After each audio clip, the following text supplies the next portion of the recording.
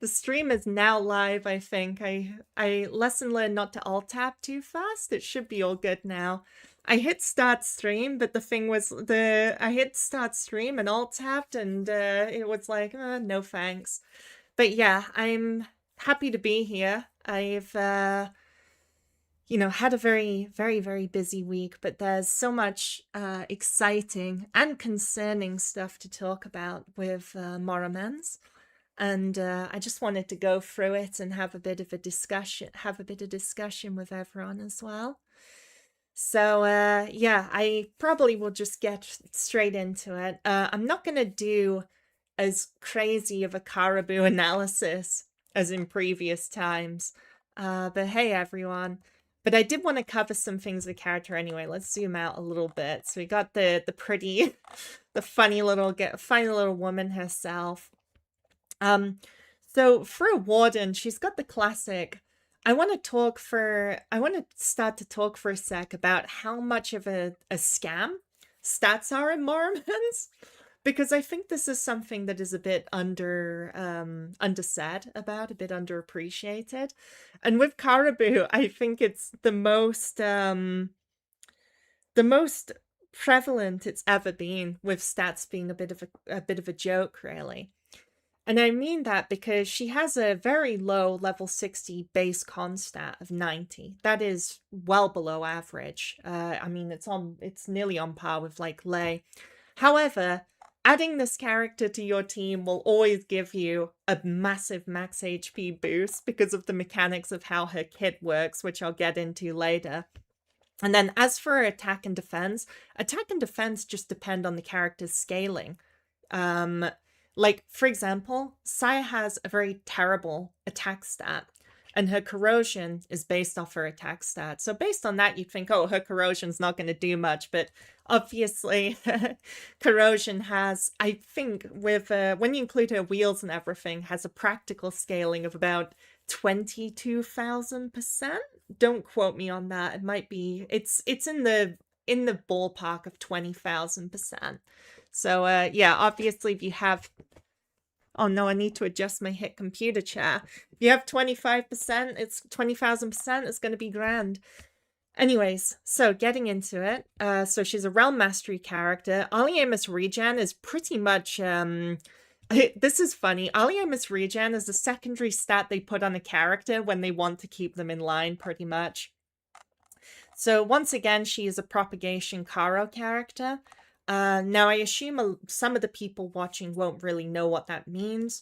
So to briefly go through what... I like how it says the Chara realm is tricked because she's not even a propagatory character. To be honest, this character, apart from eating people probably, she's surprisingly un-Chara-like. And I'm sure you're thinking, how is eating people not distinctive enough for Caro? But, you know, Clementine kind of does that too, and she's ultra, so where's the explanation?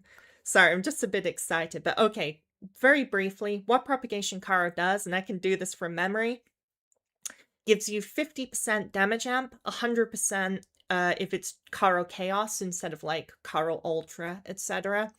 It makes your embryo fusion bar 200 instead of 100, which is a nerf. I mean, obviously it's a nerf. You know, basically makes the embryo fusion stat half as effective in most cases, apart from the passive embryo fusion stat, because embryo fusion is retuned to be based on to be even more increased. Now, regular Caro also has increased passive embryo fusion generation when you're on a low percent team HP. It's doubled when you're on 1 HP. And Propagation Caro basically feeds into that mechanic further by incentivizing it even further, because instead of getting 3 or 6% of your max HP in the Blood Furnace every single turn, you now get a much larger amount than that when you're on, excuse me, when you're below 50% team HP, scaling into a very high amount if your team is on 1 HP. But if you're on high HP, it gives you absolutely no Crimson Furnace generation, or essentially none. And finally, Propagation Caro gives Exalts a boost when a Devour effect is triggered or an embryo is directly consumed by that Awakener. Now, what do I mean by Exalt boost? Well, specifically, the final damage, as well as strength gain and such, is increased. Let me check my stream bitrate as well. We're chilling, right? Yeah, we're chilling. So yeah. Sorry, I just saw a big drop for a sec and I was like, oh no, I'm cooked. But yeah, so basically final damage and such is increased by double the efficiency of shield and healing. Anyways, so that's propagation, not very briefly explained. So Caraboo Soulforge, I'm actually going to come back to this because this is a bunch of stuff that means nothing at the moment. Let's just start with her blessing cards because this is the craziest part of her kit. So they're really shifting towards characters being based on exploration and alternate cards. They're like out of the past, let me show real quick. So out of all the last Awakeners, so Lotan, Pontos, Saya, Arachne, not Vortice, to be fair, these four have all had exploration-related mechanics, something that they can stack in one fight that carries over to future fights, or they can put cards in the deck that carry over between fights with these two, or they have a kind of stance switching mechanic where you can obviously prepare Lotan's Exalt to fire in one fight, and in fact you have to fire the Exalt before you can go back to her being able to use her command cards normally instead of them being turned into Deadly Duel.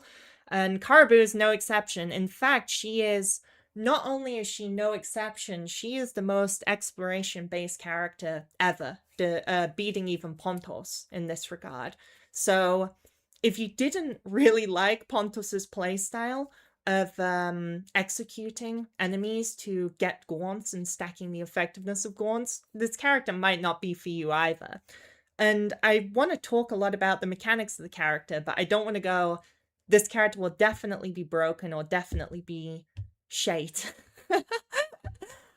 Even though I have a high inkling that she will be incredibly powerful, because it really comes down to the playstyle and how enjoyable and how practical it's going to be to get her stuff off. So talking about blessings, so this is her buff card essentially. She manifests it from certain other cards and effects, which I'll get into later, but we'll talk about the blessings first. So gain a gift with 1 prize and 1 stack of offering. Offering is her main resource, which offering also persists between battles, by the way. Basically everything on her kit persists between battles. So blessing cards come in 3 types, which basically just means you can't get 1 the prices each. So for the gift affixes, these gifts are straight up crazy. So bear in mind, this is with level 60 E3 stats. So anything like strength you see will be a lot higher in practice. So basically, you'll have 1 of these 7 effects. Maybe I should have got my whiteboard pen app so I could draw on the screen like a teacher, huh?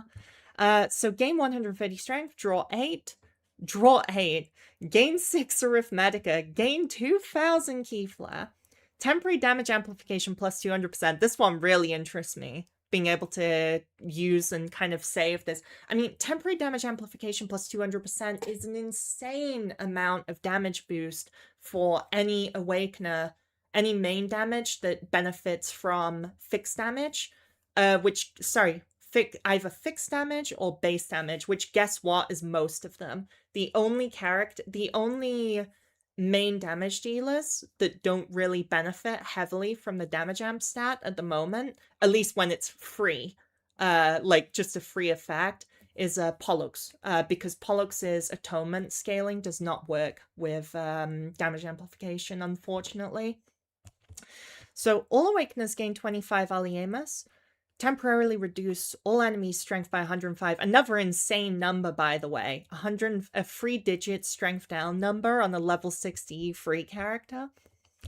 So you get one of these 7 effects, but you also get a price. Mischance delays the associated gift effect by 2 turns. This is bad for offensive teams. This is pretty bad, honestly. Gilded Words reduces the associated gift effect by 50%.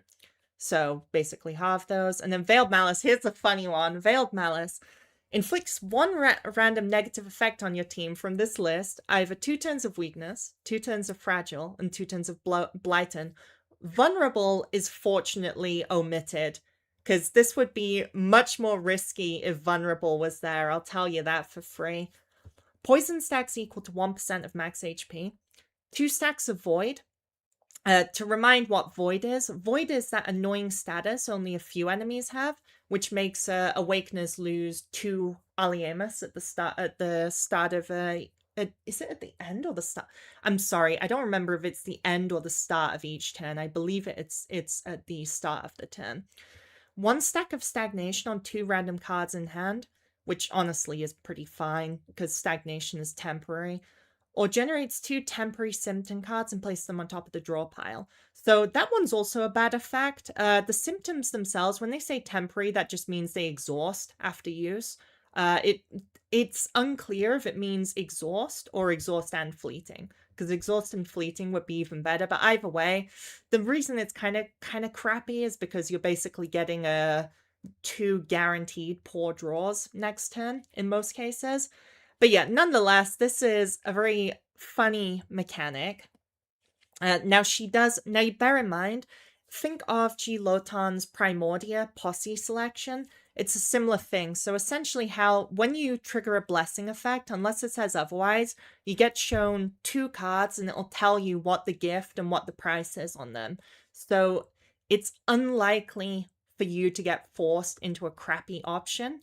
Even if you run because like, almost every team can use almost all of these stats. Sometimes they can't use one of them. Like, say, if you run Caraboo on a poison teams generally do not use strength whatsoever, in most cases at least. So that gift would be avoided, but because you get shown 2 cards, you're not going to be forced to take it.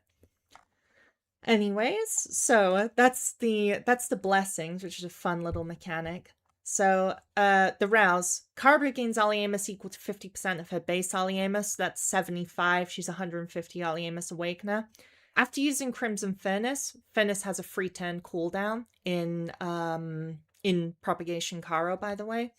The next Miracle Blessing costs -3 Arithmetica. I find it fun that it says -3 rather than cost 0. This is a very niche thing, which means if it's stagnated, or no, stagnation applies regardless. I don't really see the use because stagnation and arithmetic harmony affects this, but yeah, it's -3 in any case. Each discover option is upgraded to a set that contains 1 more blessing card. So, yeah, choose 1 set to shuffle into your draw pile. Oh yeah, This basically means that you have 2 sets of 2. 2 sets of 2 blessings.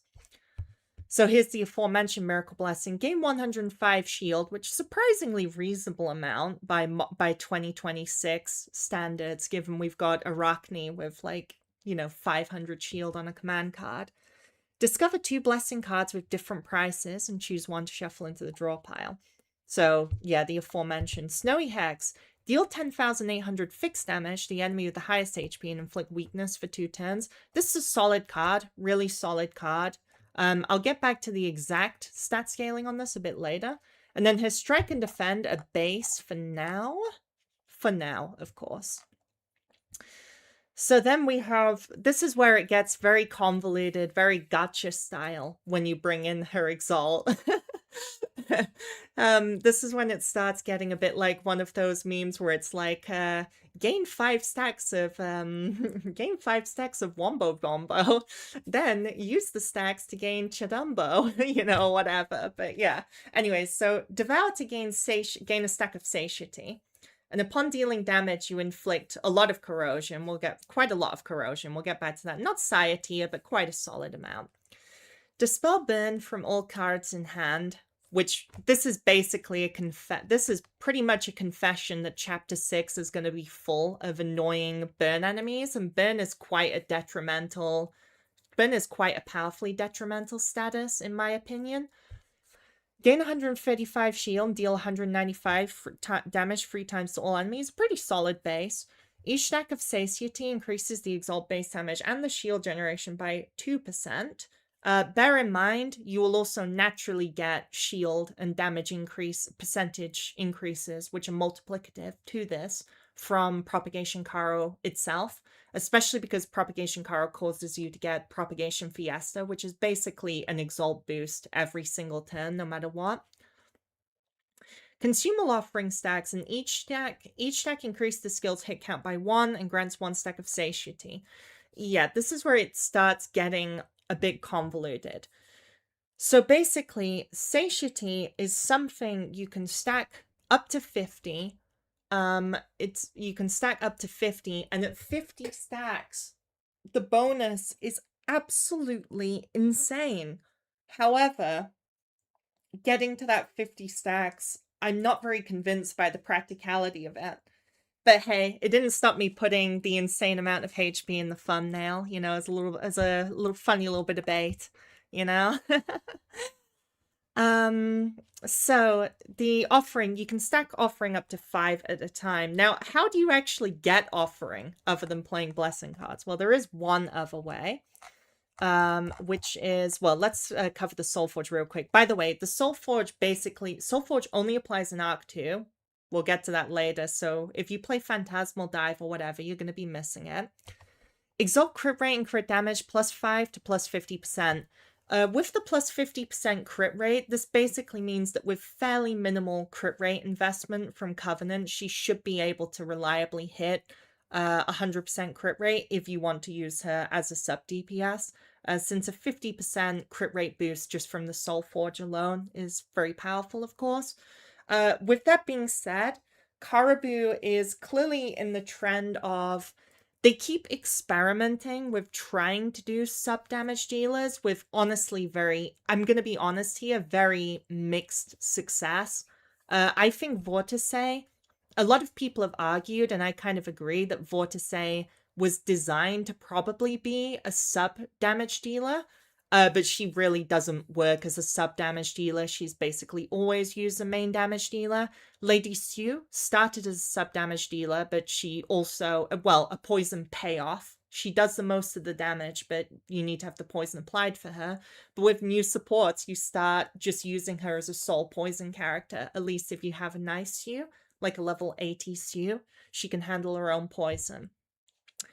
However, in this case, because it's based on fixed damage, and because she's based on fixed damage, and because her scalings are kind of soft locked in certain ways, she probably will be a solid sub damage rather than just taking over. But we'll see, because like with Pontos, if you recall Pontos, most of my predictions about Pontos did turn out to be correct, which was good, because I was, but worrying for my life, worrying I was going to get hunted down if I gave some bad ones.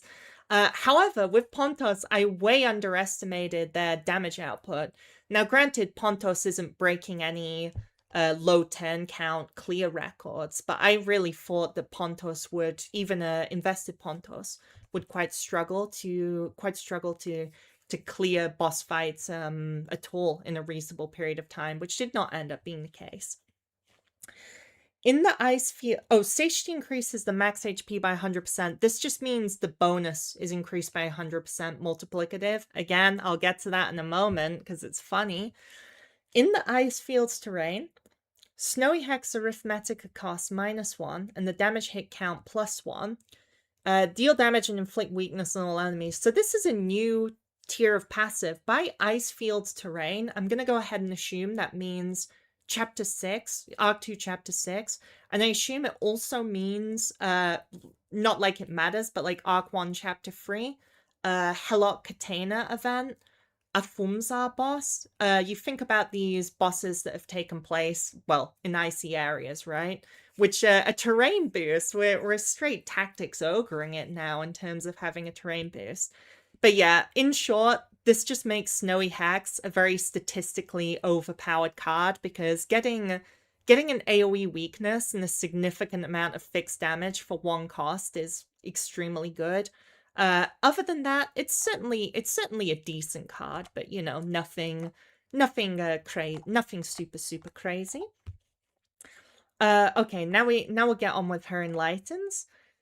Snowy Hex, Enlighten 1, Snowy Hex deals plus 30% fixed damage and grants 10 Aliemus. Oh, I actually forgot the Aliemus, which is chef's kiss, honestly. For every 1 point of realm mastery provided by Caraboo and her equipped Warden Covenant, Snowy Hex deals 0.15% fixed damage and grants 0.05 Aliemus. So I'm going to bring up the hit calculator real quick on the side. So I think, generally speaking, for a kind of mid-game player, I think if the character's going hard on Realm Mastery, I think 150% is 150 Realm Mastery is like a reasonable assumption for how much Realm Mastery you'd have built on the character between Wheels, Caraboo herself, and the Covenant. Oh, but that's without Covenant bonding.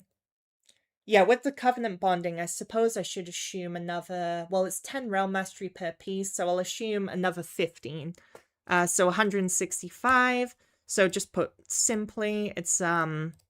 Just go like that. So you get a 24... You get about a 25% fixed damage boost, and then for the 0.05, I remember this being not so impressive, but yeah, another... Now, bear in mind, these always round up. Numbers in Morimens almost always round up, so I would describe her Realm Mastery scaling as solid. It's solid. It definitely if you have a ton of Realm Mastery, Snowy Hex becomes a very good card. Getting 20 Aliemus off that card in addition to everything is certainly, very nice. But I don't think her Realm Mastery scaling will be mandatory. Like, think of Saya. Her Black Sigil scaling is incredibly good.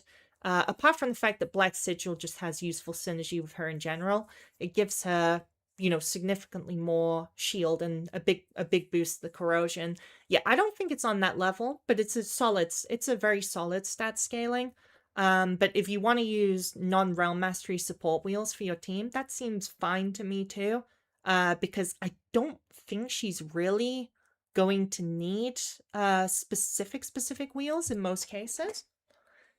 So the Enlightened 2, this is one of the funniest Enlightened 2s in the game. I actually laughed the first time I read this. Every 7th time Caraboo plays Strike or Defense. By the way, the devs did not answer whether this count carries over between combats or not. Basically, every single other thing in her kit does carry over between combats, except the blessing cards that are currently in your deck, I believe. But, unless that too. But, I'm gonna assume that it doesn't carry over between combats. I'm gonna assume that, but I could be proven wrong. They didn't detail it. So every 7th time you play either of those cards, so probably the count goes together, gain 1 stack of Offering and discover 2 blessing cards with different prices, and then you add that sucker straight to your hand, which is great. These cards, by the way, these cards don't exhaust. They're retain, prepare, they're not exhaust, so you just start getting more and more blessings as time goes on, but assumedly the prices also do not change. I mean, it doesn't say. Yeah, it won't exhaust given that it doesn't have an affix on it. So if it doesn't carry over between combats, I have to say, unless you use a posse like Ephemeral Eternity, Erica's posse, I think you're gonna struggle to get this effect off that often, but the effect for triggering it is a very powerful effect. See, the problem is you might kind of have no choice. They do exhaust. Okay, I would like it if they wrote that on the card, if I'm honest. But okay, supposedly the blessings do exhaust, which does make sense. I don't know why they didn't write. They confirmed it later. Oh, Soka. Yeah, the they were no criticism of the devs. I mean, it's beautifully laid out, but there was quite a few clarifications they had to make about the kit, and I didn't catch all of them as I was looking through the thread. I did catch some of them. Okay, so they do exhaust kind of for the best, because otherwise over time you'd end up with like half of your deck being blessings, which is kind of amusing. Okay, so onto Freefall Vow. Caraboo's exalt damage hit count +2, so it's just making it much more solid sub damage. The max HP bonus from each stack of satiety is another 50%, so a 50% multiplier again. I see quite a bit of negativity about the changes. I'm not really sure why though. I will, after I stop yapping about Caraboo's kit and some ideas, I'll happily get onto that and try to give a neutral perspective on it. Exalt base damage and shield generation plus 50%. Yeah, well, you'll see, but her exalt shield is going to be a beefy amount of shield, a robust amount of shield, surprisingly. Although, I suppose not quite on the level of like a Rockney shield, even with all these bonuses. But, you know, exalt shield multipliers are very powerful. Because of how they tend to go together, granted. Her overexalt, so 300 Aliemus for this bad girl. Discover two sets of blessing cards with different gifts. Each set contains 2 cards, so it's another 2x2 effect, like with the Rouse. Choose one set to add to your hand, and then so adding directly to your hand is great. At first, I thought this overexalt was quite poor, and then I thought about it more, and I realized, considering the controllability of the blessing effects and how extremely powerful they are, and of course, how glacially slow she stacks offering, and the fact that you can burn 5 offering stacks per exalt, I think her overexalt is pretty good. I don't know. I think I probably personally won't plan to pull it, but I think it's a very solid overexalt, and by the time you get 5 offering stacks, you will probably be close to her overexalt in a lot of cases, despite the high price of it. Is kind of my take on it at the moment. But, you know, post-release that could change, because sometimes it's a little hard to tell before release just how fast or not so fast an Awakener generates their Aliemus.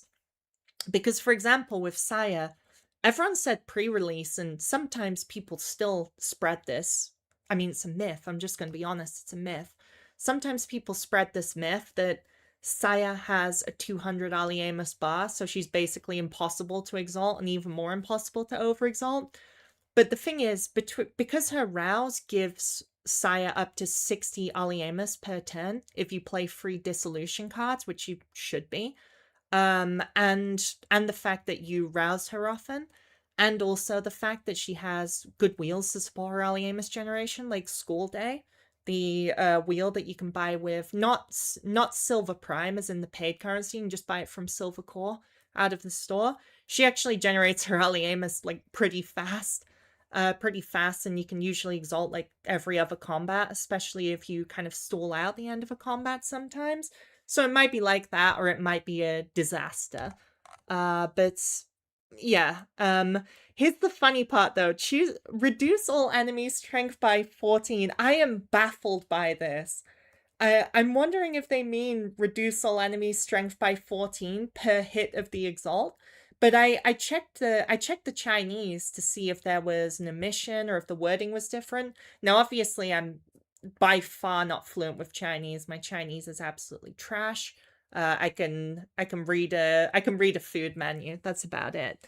But point is, it wasn't there. Because reduce all enemy strength by 14 is like laughably small compared to the rest of her numbers, but it's there, I suppose. I mean, you can't really complain about a free bonus effect, but 14 is really odd, especially considering they've been releasing characters with extremely bloated strength down lately, like Pontos. Okay, New Moon at Zenith. Oh boy, the Absolute Axiom. You know, Absolute Axiom's another favorite topic of the community, of course. Rouse Tempting Honey Fruit is enhanced. After using Crimson Furnace, the next Miracle Blessing discovers 1 additional blessing card per set. So that means you'll get 2 times free cards off the Crimson Furnace Blessing every 3 turns. I believe that's how it should work. The wording's a little vague. After playing a Blessing card, Embryo Fusion plus 10, this fusion effect increased based on your lost HP up to 100%. I'm going to be real here. Obviously, Absolute Axiom. Axia? What's the plural of Axiom? I guess it's Axia. Absolute Axiom or Axia or whatever. Obviously, for most people, it's more of a character devotional thing. But there are some AAs which, how do I say this? So I don't necessarily want to incentivize them, but there are certain absolute axioms where you could say this could be construed as worth it to some people in that they just let you cruise through so much of the hard story content as well as the side mode content. So, for example, Pollux's absolute axiom is incredibly powerful. And, you know, some people get it just so that they can 110 everything. This is not one of those AAs, is the point I'm trying to make. With that being said, I think Caraboo will benefit she'll benefit a great deal from levels. An absolute axiom, yeah, Mouchette's AA is also very disgusting, I agree. She will benefit a great deal from levels, and the absolute axiom does also provide 10 more levels. But I'll get into the exact numbers in a minute, just a minute really, and it seems sometimes they seem so high that I think this can't be real, if we're being honest here. So I don't know if you'll need level 90. But anyways, so we come on to Honeyed Deceit. Oh, this wheel's very interesting. It's a Realm Mastery wheel. The Wielder's Exalt generates plus 40% base shield. This is an absolutely enormous increase. It's absolutely enormous. And given that it's a Realm Mastery wheel, for people with deep pockets, you could maybe run this as... I'd say this is probably Arachne Support's best secondary wheel if you have deep pockets at this point. Not recommending it, just saying. After the wielder plays a command card that inflicts weakness, the next command card generates plus 40% base shield, again multiplicative. Upon using Crimson Furnace, draw the wielder's skill card with the highest arithmetic cost. So in Caraboo's case, it should always draw Miracle Blessing. And gain 40 Embryo Fusion, with a cooldown of 3 turns, just for shackling you for making you feel like you're in Propagation Car, even if you're not. So this wheel is insanely powerful. Like, this is one of the most stat-bloated... This is probably the most stat-bloated defensive wheel I've ever seen, personally. It's so stat-bloated that you might well run it on other characters. I did think Castor was a potential, but someone I wanted to mention that's a bit unusual, but is kind of an example of how much wide use this wheel can see, is the Hit Winkle. So I'll just put it to like level 70 Soulforge 10. So generally people... So Winkle is usually used as an offensive support for the few awakeners that strongly benefit from the Exalt being used twice. And usually her shield performance can only really work as a secondary shielder. Like, she just can't bring out enough shield by herself. However, this wheel kind of perfectly works with her kit, and if you've ever played Winkle, especially in Arc 2, you'll know that Psyche Reforged, due to how it works with the either discarding or drawing, and again the shield generation is all multiplicative, can become a very big number, which with this will become an even bigger number. So it's just kind of an example of how this wheel could end up on unusual characters and kind of strongly benefit them. Because her Energy Beam is a very good card even by a 2026 standard. Her Energy Beam, removing barrier, inflicting weakness, and gaining Keyfla or 20 Aliemas for 2 costs is a really solid card. But Psyche Reforged is often awkward, mostly because the leap effect... So the leap effect, it says shield generation plus 100%, but it's a little bit misleading, because the discard effect gives much more shield as long as you have a few cards to discard. And the leap effect is awkward because even though it's a draw 2 and a significant amount of shield, at free cost, it's a little awkward. But yeah, it's not so awkward if the shield gives a massive amount, right? So getting onto some of the numbers, and I'll just do, I did prep some of them in advance, but I'm going to show it on a funny little calculator. Partly because I just want to show how easy it is to kind of calculate some perspective numbers. So I want to talk about her max HP gain because it is extremely crazy. Now, her 90 con will give your team a base penalty, but firstly, Propagation Caro comes with a 10% max HP boost just for existing, just for breathing, basically. So the first thing you need to know, everything in Morimens basically rounds up, as I've said. And when you see this, this is the level 60 E0 numbers. Enlightened 0 and Soulforge 0 numbers. So basically for Arc 1. I personally would recommend calculating for level 70, Enlightened 3 and Soulforge 10. That used to be a long time ago, that used to be considered a relatively high amount of investment. But because they keep giving out, because they have increased how many Gnosis fragments for the Black Pyramid items you get, as well as more and more Soulforge items, is more realistic nowadays. Anyways, so with the con, so basically to go from level 60 Soulforge 0 to level 70 E3, level 70 Soulforge 10, you just multiply by 1.44, and then you get the stat they have. That always rounds up, so the stat sheet actually have would be 130. Now, going through this, so each satiety stack starts at a base of 10% of her con. However, as they clarified in the chat that the Soulforge means this is doubled. So it's up to 20% of her con, or specifically, well, given that it's already a round number, it should be fine. But it's, ooh, stutter, my bad. So you go up to 20% con from that. And then, of course, if you have the E3, which we're assuming, it's again another 50% bonus, multiplicative. Or at least it should be multiplicative, which means it's basically times 0.30% of her con per stack for some reason. So, sorry, when I say for some reason, because, 39 HP per stack of satiety she gets, which is pretty crazy considering you can technically stack this to 50. How on earth? I must have forgotten to round up. Like I said, because I was like, I got 1944 HP. I'm boosted. I did my own calculation wrong. So theoretically, this character can give you 1950 flat team HP via her satiety mechanic, which is completely ludicrous given that a very tanky team at endgame usually doesn't crack 3,000 team HP.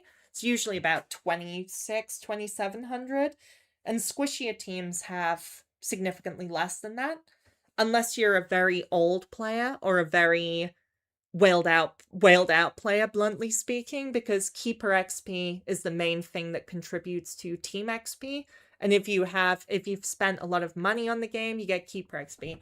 However, as ludicrous as this number is, so ludicrous, I think, surely the numbers don't add up like this, but if anything, they confirmed it, as far as I could see. They seem to confirm it. But take it with a pinch of salt that that's the actual number, because it just seems like too silly of a number. It just seems extremely silly to get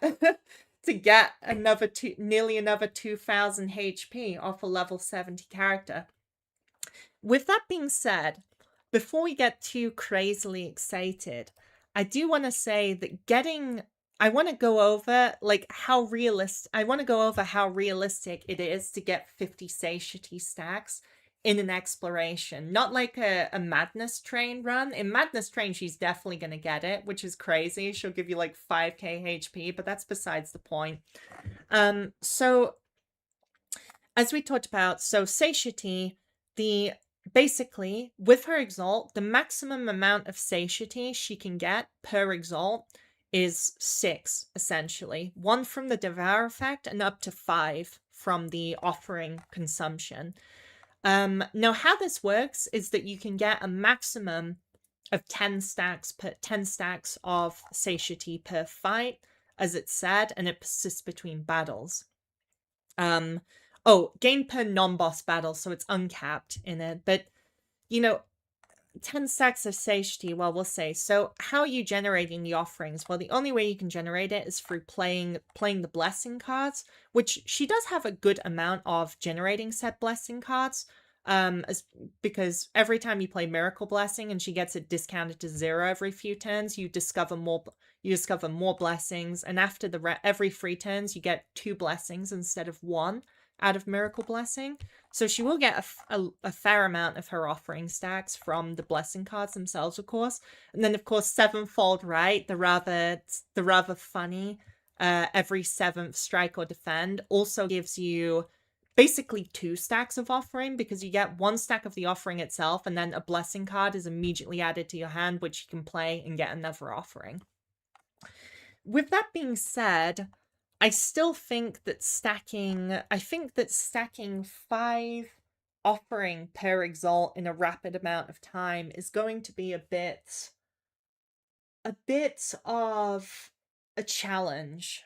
Especially because if you're familiar with Arc 2 in the chat, then you'll know that there is kind of a soft cap on non-boss battles of 6 turns. Now, I say a soft cap because after turn 6, they start using gaze as their intention every single turn, which adds a permanent symptom to your deck. Now, I have to be honest, sometimes there are some cases where there's some rare edge cases where it's kind of worth it to let that happen just to stockpile resources between a fight. But generally speaking, you don't want that to happen, especially not multiple times over the course of an investigation. There's also just the fact that her exalt itself deals a not insignificant amount of damage, as well as applying corrosion. So even if you do want to stall out a fight semi-indefinitely, the nature of the fact she has to exalt to actually gain the offerings is probably going to naturally prevent you from doing it. So theoretically, you could get 2 exalts off per non-boss battle with the offerings and stack 10 satiety that way. Theoretically. I think even with a bit of slow play, a bit of meticulous play, I think assuming 1 is fair.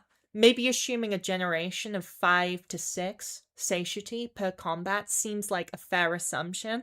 I think after that, it'll get extremely fiddly. Unless you could perhaps get into the logic of like stacking up the next exalt before you finish the fight.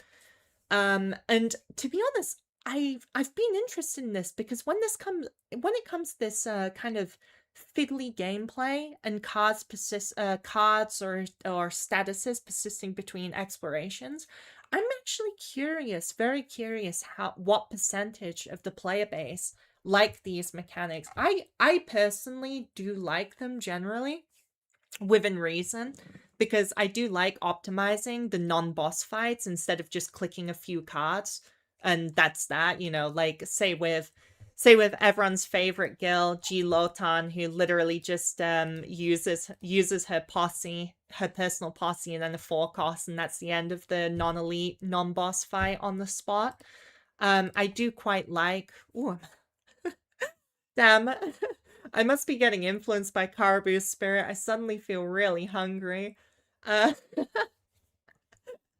But anyways, so so I really think I do wonder how many people like them, because the thing is, these are very popular characters, at least as far as can be told. Pontos, a lot of people complained about Pontos on the Discord, but I think in terms of the general player base, the wider player base, I don't like using the word casual. It's more so people who just play the game, don't really like talk or yap about the game, but they play the game, they enjoy playing the game. Pontos does seem to be very popular. And I wouldn't say Caraboo is any more meticulous than him. But yeah, it will definitely incentivize you to lengthen those combats and get the value out of the satiety. Now, I did say, let's take a kind of maybe a lowball assumption of getting 5 satiety off by combat per combat. Now, a regular exploration, say in D-Tide, has somewhere between 3 and 6 encounters before the boss. I mean, let's just assume you probably want to take her on a longer wave if possible. So let's just say 5 counters. So obviously that infamous 1950 gets cut in half if you're only getting 25 satiety in total before the boss. But I mean, 975 is still pretty big now. It's still pretty big, even if you account for the fact that running her as opposed to a chunkier character. But here's the thing. The only time she'd ever negatively impact your team HP by running her is if you're running Caraboo and Sire on one team, which you would probably never do in D-Tide, because Sire is way too powerful of a character. And Caraboo is also probably going to be a powerful character, subject to things working how they seem to say. Because if you only have one propagation Kara character on the team, you get a 10% max HP boost just for them existing. So she's always going to give you a positive benefit to your team's max HP in spite of her poor looking con. Now, while I'm at it, I do want to look at some of the fixed damage numbers. Now, she can trigger her own corrosion, but fixed damage actually only triggers corrosion at a 1/2 rate, which means you need double the amount. You need double the amount of fixed damage as corrosion to wipe all of the corrosion and proc the follow-up damage, essentially. Which they really like follow-up damage lately, by the way. I mean, almost all of these characters in 2026 have some form of follow-up damage. Oh, I forgot to mention, actually, that a maximum excess stacks instead heal for 3 times its HP value, which is a really big shield. It's just that outside of Madness Train mode, I don't think you're ever going to hit the 50% cap. Yes, fixed is halved. It counts as inactive damage. This is very noticeable when you run Vortice Sire overall. If you have a very powerful Sire, at least. Like a high level Sire. Unless it'd be funny if that was a bug, but I'm pretty sure it is intended. Fixed anything that counts as an inactive damage source. And as an inactive damage source. Now, what does inactive damage mean? Basically, it means that it doesn't, if you attack into the chain status, which would seal you on hit, it doesn't work. If you attack into counter, you don't get affected by the counter as well. So this includes your poison trigger, your vortice pursuits, etc. So, looking at the hit 10,800. So the first thing we need to do is we talked about damn, I've forgotten what I said for this. Let's do that again. So 24, so this would be up 50, let's just say 55% fixed damage. So 10,800 times 1.44 for the Soulforge assumption. And then times 1.25 for the E1 assumption. Didn't they just change fixed damage to get impacted by what they did? Is that in like the most, hold on. Wait. I said I wouldn't read the chat as much. Is that in the most recent patch notes? Like that just came out? I didn't check these, by the way. I'm on a guest Discord account because I do want to bring up some things on the official Discord in a minute. Where would this be? It'd be in game changes. Hold on. Pontos, combat. Active. Oh, whoa. Cannot critical hit. Is not considered base damage and is not affected by similar boosts. The description for taking attack has been adjusted to taking direct or tentacle damage. The description for the description for dealing fixed damage. It triggers 50% against counter enemies? I assume if it means triggering a percentage-based counter. That's crazy.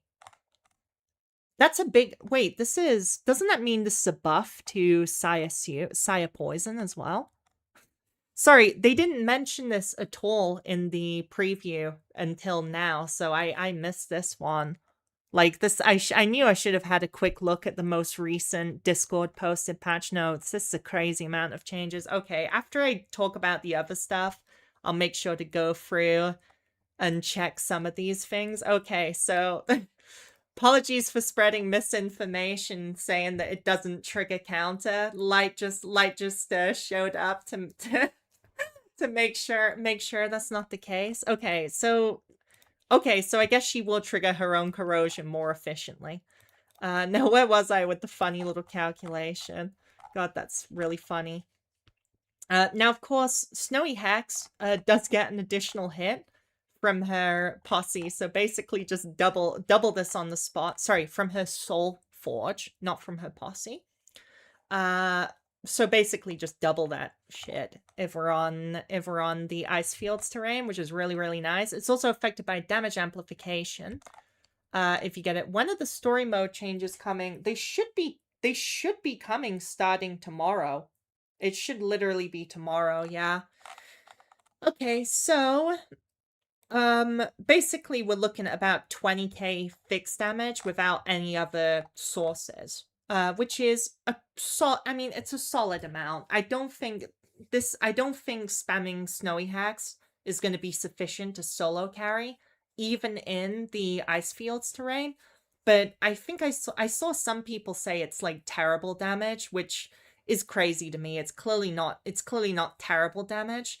It's, as you would expect, sub DPS damage, and she should be able to she should be sufficient to proc her own corrosion if no one else is able to do it more easily. They didn't confirm this, but assumedly the corrosion will be applied until after all of the hits go off. I wish this was a bit better clarified with the corrosion. But it should be after all of her hits. So an exalt to stack the corrosion, then the Snowy Hex should do it if you don't have a better option. Now I guess that's kind of an inconclusive conclusion of Caraboo. So what kind of teams do I think Caraboo will be broken on? Well, firstly, with these amounts of max HP, let's go with the realistic max HP increase of 975, which feels crazy to say. A realistic max HP increase of 975 flat HP, if the numbers work as advertised. I think Salvador might be back for a start, because Salvador main damage has been kind of struggling to keep up in certain aspects, finally. They used to be extremely good very early in the game's history, but have had some more difficulties, particularly with some bosses being designed to soft counter them, and the deep wounds or blight mechanic that introduces on Arc 2 when you heal too much, basically just being there to keep Salvador in line, which is hilarious, as well as Hello Katana and of all people, Lei. So I think Salvador might be back, but talking about more commonly used options, she is... So this is funny because a lot of people predicted she would be a poison and counter character, which she doesn't appear to be, but indirectly she is a poison and counter character. Now, specifically, she benefits the permanent counter, such as, for example, Kaikos's counter is permanent as opposed to temporary counter characters like Nautila when she used her free cost. Because permanent counters, soft and hard cap, and poisons, soft and hard cap, are both based on the team's max HP. So if your team has more max HP, guess what? Now the cap is higher. And it's going to be realistic to get 4,000 plus max HP quantities, granted with a bit of fiddling. This is so funny. Every time I look at the chat, there's like a creepy Markiplier thumbnail just below it, which is psyching me out a little bit. But yeah, with 4,000 plus max HPs, this could be a big in for poison encounter. But again, it feels like it's going to depend on how realistic it is to stack these satiety stacks while also dealing with encounters, because seemingly the non-boss encounters are about to get another big buff, seemingly, which, you know, I'll talk about in a wee moment. Apart from that, she pretty much, I mean, if she works in Markiplier Collab Awakener when I wish, if she essentially works as written and without too much clunkiness, you can basically put her on almost every team. But preferably if they have Exalt synergies or base or Exalt synergies or max HP synergies. By the way, I also want to bring up that certain wheels, like the thing with raising flat max HP is certain wheels become insanely bullshit, bluntly. So Birth for Soul, for example, the Battle Pass wheel. So this is a paid wheel. You have to pay like, I don't know, like $6 or something for it. Anyways, team max HP plus 10%. Granted, this, how on earth will this apply with Caraboo's bonus? Actually, I have no idea if this will multiply with Caraboo's flat bonus or not. But what I am certain about is that certain wheels, like Grace Through Pain, Lily's wheel, the first time one of their strike commands is played each turn, gain shield equal to 7% of the max HP. Which, if you have 4,000 team HP, is going to be well, about 280. My goodness, 280 shield for doing nothing, which is crazy. Upon dealing damage, so she should trigger her corrosion during the exalt itself too. Well, if that's true, her exalt just dishes out quite a lot of AoE damage then, and could be useful for the. I have to say it's a minority nowadays, but there are main damage characters that exist that have very good single target damage, but quite poor area of effect damage. Hello Katana comes to mind if she's a bit underfed, as well as Pollux, again, if he's a bit underfed as well. Kind of struggles to break through some of these. Like, if you come into an encounter and it's like 4 mobs with 120k HP each, you don't really appreciate seeing that encounter. So Caraboo might just be able to carry you through the non-boss encounters with her own AoE damage. Maybe, hit emphasis on the maybe. But it's gonna be, I'm looking forward to playing her. It's gonna be cursed, really. Especially with the randomness of the Veiled Malice effects. Now, I do want to say that when it comes to Veiled Malice specifically, with the price, this kind of, in my opinion, this kind of implicitly incentivizes defensive or tanky teams. Because tanky teams can normally weather all of these effects, with the worst effect probably being the poison stacks. Because the irony is, although 1% max HP is not normally a lot, because she increases your team's max HP, that means you're going to get more poison, which is pretty hilarious, really. That nice anti-synergy. Like, it's going to be very funny seeing someone stack a Salvador team and have like 6,000 health, and then get slapped with a 60 poison over and over, which at that point is pretty significant, considering poison damage is a permanent burden for the rest of that fight or boss fight, essentially. But yeah, usually tanky teams can weather all of these effects. In fact, things like a poison team straight up ignore the weakness status. They really don't care about the weakness status. I hate RNG effects. Yeah, true. Well, it's funny you should say that, because her posse... Oh, so let's talk about her SR wheel and posse real quick. Her event SR is literally just a worse version of her Wheel of Destiny. Unlike... I think this wheel is a little bit of a disappointment to me. I don't think this is like Arachne or Lotan, where their event wheels are actually extremely solid, and only barely outclassed by premium wheels. I think you should definitely in terms of what wheels you'd wear, if you're going for a Realm Mastery build, I would probably wear We Will Meet Again. Seems very good on her, particularly if you're playing like a Kara Ultra or Kara iQuar team, just to draw her command cards over and over, because she really is going to need to access her command cards again and again. On that note, she's probably going to be using Dreams of Medicine, which is a very in demand set, which is the problem. This was gotten from the anniversary, the second anniversary, right? So not everyone will have this. However, you can also use honestly, I think Falling Upward will be very nice on her. Although I don't know if I'd recommend getting this wheel as a premium. I kind of don't. Because I think this wheel is good. This wheel is objectively good, but struggles to be utilized on a large variety of characters. Mostly due to the fact that I usually end up putting this on a hard support character in D-Tide that has bad Aliemus generation. And on those kind of characters, you don't usually need a plus 12 wheel.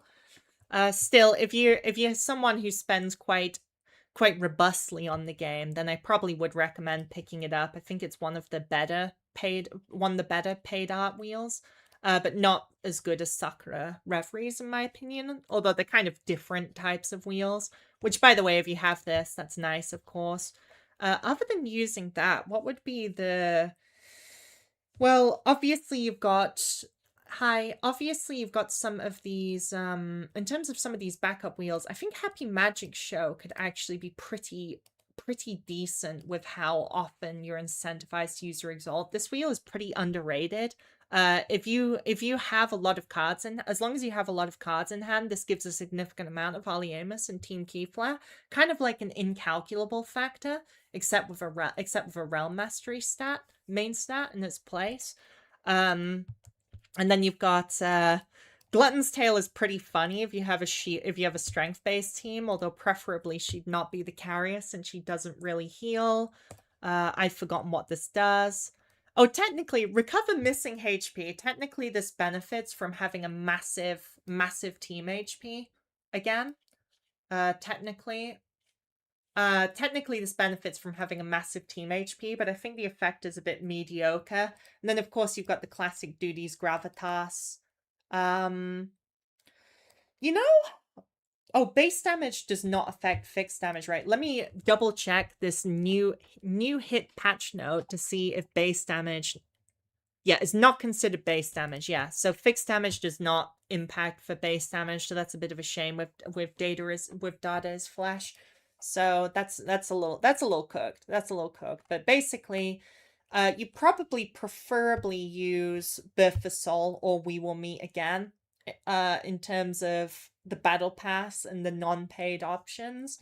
Otherwise, either slap her with another good source of Realm Mastery, or just slap her with a good team support wheel. Is there any wheel I missed that I think has a crazy effect despite not having Realm Mastery? I should have thought about this a bit more in advance. Oh my god, Tablet of Scriptures, that is funny. That's way too funny. Maximum accumulation of Crimson Furnace plus 40%. That's extremely funny. I don't think she should be carrying it, but you could have it. Can you imagine the size of that furnace, considering you already get a 50% max team HP furnace with propagation? Now, that honestly, the more I think about it, that sounds bad. That doesn't sound very good. It sounds like, unless you're playing Salvador or other characters which augment the Crimson Furnace by a percentage, basically, a percentage of the furnace to some degree, you're gonna have such a ginormous furnace that you kind of struggle to heal it at that point. But yeah, really, she can wear whatever team support wheel is most beneficial for your team. At that point, or you could even use her as maybe a secondary Keyflare character. For that matter, I don't know if I don't know if I consider her wheel mandatory, but I would recommend people pick it up because it's just such a powerful wheel on and off her.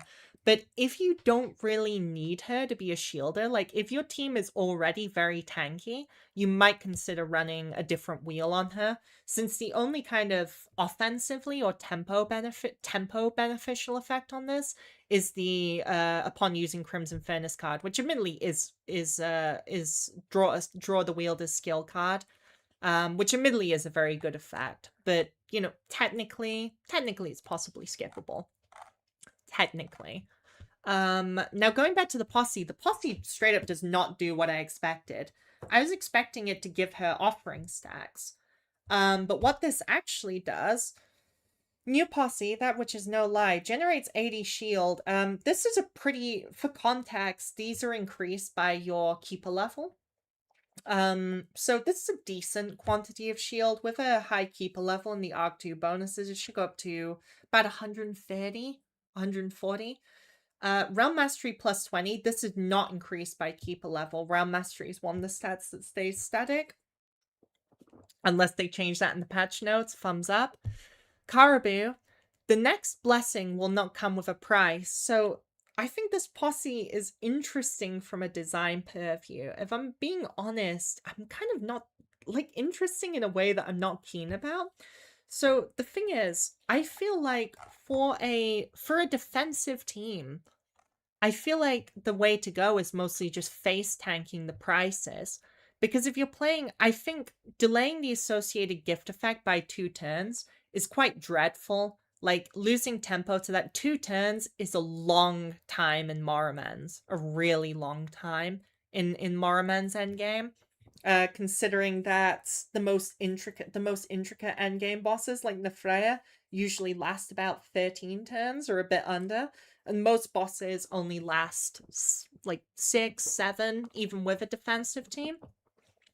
With that being said, defensive teams can tank this effect, whereas for a more offensively minded team, think of teams like, you know, Mushet Saya, any Pollux team, basically, with a very good Pollux or a G... Well, you're not going to play Caraboo and G Murphy, but you know what I mean. Think of these offensive teams that want to finish the fight before they run out of death resistances, or otherwise just lose tempo and just get put in the grave. Delaying 2 turns is not fun, nor is randomly getting weaken, fragile, or these symptoms could really mess with you. I would say the effects that are specifically potentially very, very bad. So here's the thing about the posse. You basically have a posse which has effects which incentivize a defensive team, a defensive playstyle. This posse doesn't provide Aliemus, it doesn't provide any Arithmetica or any draws, which is a little bit unusual for a posse in general, much less a recent posse. So basically you've got a posse of a defensive effect, but then the blessing coming without a price effect is by far most beneficial for offensive teams, I would say. These buffs look very bursty oriented. Oh yeah, I agree overall. The temporary damage amplification plus 200% in specific is, if you can control that effect, because of course it is RNG, and but it is a retain card, so you can just save it in your hand.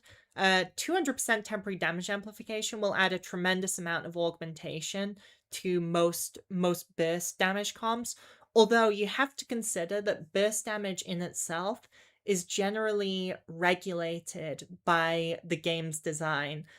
Because really there's been a lot of points in the game's history that all-out burst has been incredibly powerful or incredibly overpowered.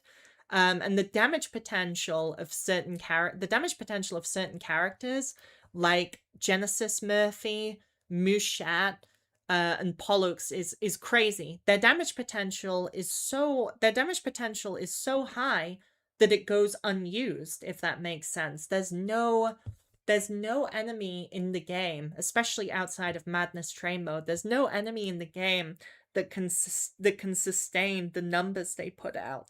So to control that, they essentially corral them by having mechanics like multiple phases of bosses, reinforce every time you trigger a new bar, or in the Freya, they kind of went more inelegant in a sense by having her have temporary reinforce when you do too much damage to her in one turn, and you can only do a maximum of 3% max HP, 3% of her max HP per single instance or hit as damage, which basically stops you from stacking, say, 10 million bleed and she just dies, like some of the earlier bosses can and do.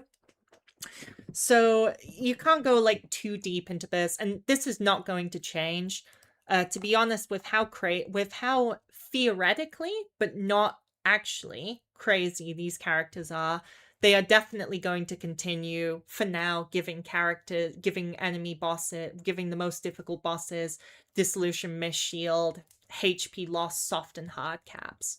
But yeah, so basically you got a defensive posse that most benefits offensive teams, which is intriguing. Will it be used? Depends on the team, really. I mean, the lack of the price effects are quite deleterious. And in a sense, Gilded Words, like, think about it this way. If you're forced to take the reduced associated gift effect by 50% because you fear the negative statuses, essentially the negative effect basically bricking you in some way, which will come up. Basically, whatever you lose out of 50% of this effect potency is kind of like the benefit to this, right? If you think about it in a roundabout way. So basically that would be like 1000 key flare, free arithmetica. I will say this, the draw 8 cards effect makes me laugh because draw 8 cards is such a draw 8 is so ridiculously powerful that it's going to be quite hard to get benefit out of that for most teams, I would say. There's probably a minority of teams that can use it very well, such as teams with Castor on it to restock the hand. But again, I'm not certain or convinced you play Castor and Caraboo together. Most of the teams that she seems to go well with would essentially be defending and stacking for an offensive DPS. Maybe it's the return of Hello Container. I don't know about that. It honestly feels like she's been designed to go with pretty much anyone as an offensive support. And it makes me feel almost like I'm missing something. Like, am I missing something incredibly obvious, apart from her particularly potent synergies with Salvador and permanent counter and poison? And I don't think I'm missing something. I think she is basically designed to be a generalist where you can essentially, where you pay with RNG to have the versatility of her effects. Oh yeah, let's talk about this doll wheel before I forget. This wheel is, I'm taking off my glasses because I can't believe they put this wheel in the game. When I read the Japanese server effect of this, I was like, that's ridiculous. Surely it's gonna be modified, and it's not modified whatsoever.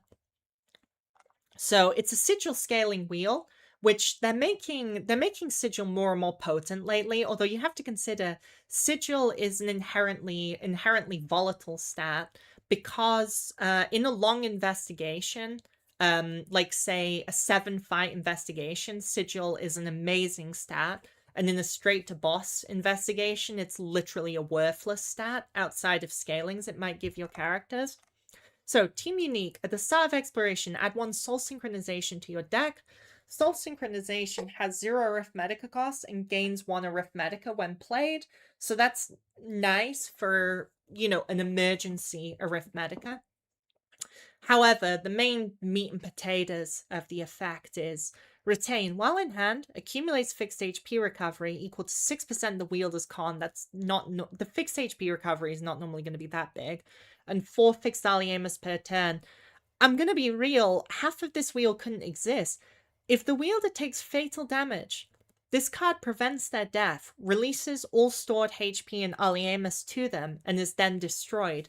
So essentially what this wheel is, put maybe overly simply, is it's a Celeste Exalt in a box, except for the fact that Celeste Exalt does give Team Aliemus, which is awesome, whereas this just gives permanent personal Aliemus. Now, with how def resistance works, to get to even 1 guaranteed def resistance takes a pretty significant amount of investment effort in terms of the team's wheels and in terms of the covenant bonuses as well. So to get to even 1 takes a decent amount, to the point that usually I kind of recommend to people that unless they specifically have a strategy based on 1 def resistance only, they should either just kind of try to go without, or they might as well go to 2 def resistances, because you get punished heavily on the first 400% team def resistance stat you stack. It's basically 1/3, is it 1/3 or 1/4? Tirama, damn it. It's either 1/3 or 1/4 effective. After that, it becomes completely unaffected, and it actually becomes buffed, if anything. So if you're going for 100% def res, you might as well go for 200% def res. But then for 2 reliable def res teams, getting to a 3rd reliable def res in Arc 2 requires, without a character like Feint, who augments flat def res, requires a pretty insane amount of def res, and usually requires losing stats or losing wheels that you would want to run in favor of more def res wheels. So whether for a 0 team or a 2 team, it's just giving you another def res, no questions asked, for only 1 wheel slot. Only 1 wheel slot for a guaranteed def resistance is just insane to me. Without saying anything of the other effects, which are conditionally beneficial. With that being said, depending on who and where you put this, you may or may not need this to be plus 12. Like, we can talk. Of course, the monetization system of these art wheels is a bit controversial, but everyone does get an E3 wheel for free. So basically, whether you should buy something like this or not really comes down to, do you really need the ability to run 2 SR wheels on them, which usually means you're running it with a limited wheel. It usually means you're running it with a limited wheel because you don't want to plus 12 those, because those are way more expensive than like the price of the art wheels. Either expensive in time or expensive in literal money, since the price of plus 12ing going from on a limited wheel from E3 to plus 12 is 30 times 12, 360 pulls. An additional 360 pulls is quite a disgraceful amount, which is why I'm just sitting on so many loot masters personally. So basically, my recommendation is see how you use this wheel in practical gameplay, and see if you really notice not being able to use it with another SSR wheel or not. Because otherwise, but in general, this is instantly, unless there's something deeply dysfunctional of how this wheel works, which I take no responsibility for. So unless this wheel's straight up lying about how this works, for me, this is like the most powerful wheel in the game. It's certainly a top 5 wheel. What would I put above this? Like 1 wheel slot off your team for 1 def res plus additional bonuses. It's boggling my mind. It's boggling my mind, especially because Arc 2 was originally designed around teams not really being able to def res at all. Now, of course, that changed, and it's changing even more because we're coming into covenant bonding, which I'll talk about in a little moment. I guess covenant bonding would be best to talk about first before I get into the big D-tide changes, because covenant bonding is relevant to absolutely everyone. And I'll talk about the banners and stuff after. So covenant bonding, this is crazy. It's a big, it's a good thing overall. Covenant bonding is basically it's a big augmentation for everyone, but for some characters rather than others. Now, I should have kind of pre-prepared a little PowerPoint slide on this, but I did do some math. Now, I do want to say, I've seen a few people talking about covenant bonding, saying that it's going to widen the gap between whales and free-to-plays or like low spenders by myself, which is weird to me because it's like the opposite of that. It's demonstrably false. So covenant bond, I will say this, covenant bonding is a bit annoying. So how covenant bonding basically works is you get your covenants, and you can just set them as bonded. Those covenant pieces are then just removed from your inventory, basically, and is saved to that character. And in exchange, you get a plus 50% bonus to the main stat of the covenant pieces. Only the main stat, not the substats. Which is a very large boost. Now you can choose not to use the bonded covenant, but if you equip a different covenant, you don't get covenant bonding bonuses.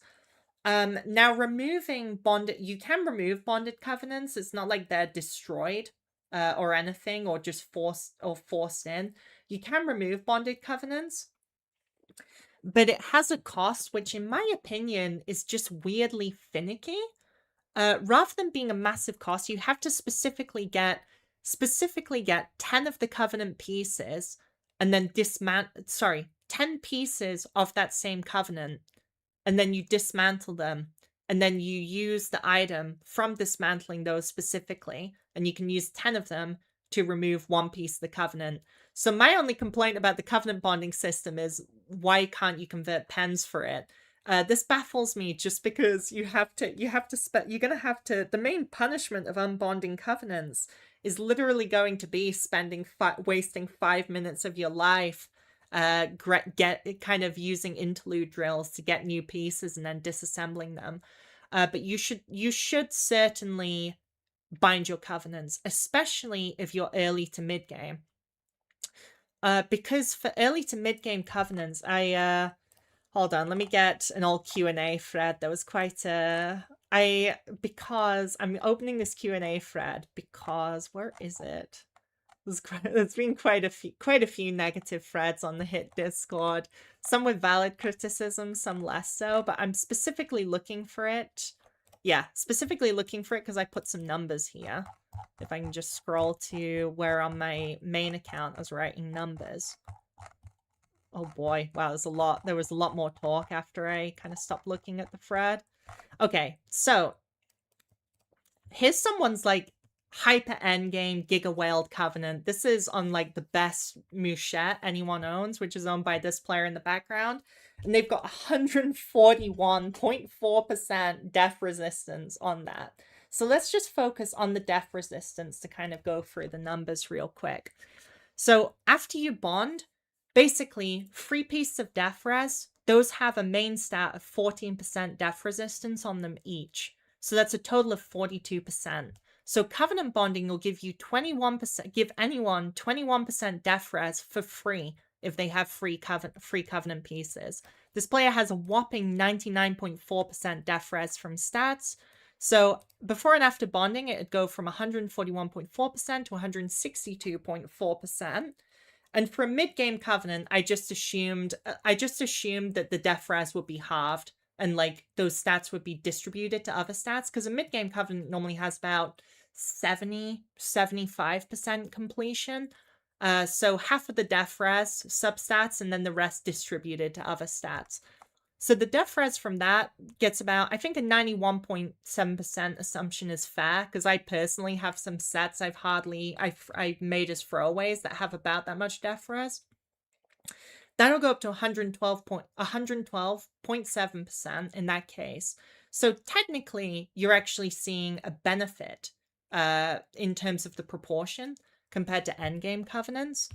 But so it's just like a power boost for F2Ps. And I'll say this, a power boost for F2Ps is about a power boost for everyone. But I'm surprised by the change, because Brain the Vat historically have been really scared of giving flat team stats, particularly the death resistance stat.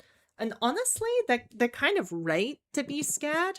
Because the thing is, like I said about death resistance, after you go past the 400% death res stat, you stop being penalized on the death res scaling. So think about it in the sense that every single Awakener investing in death res now has an additional flat 21%.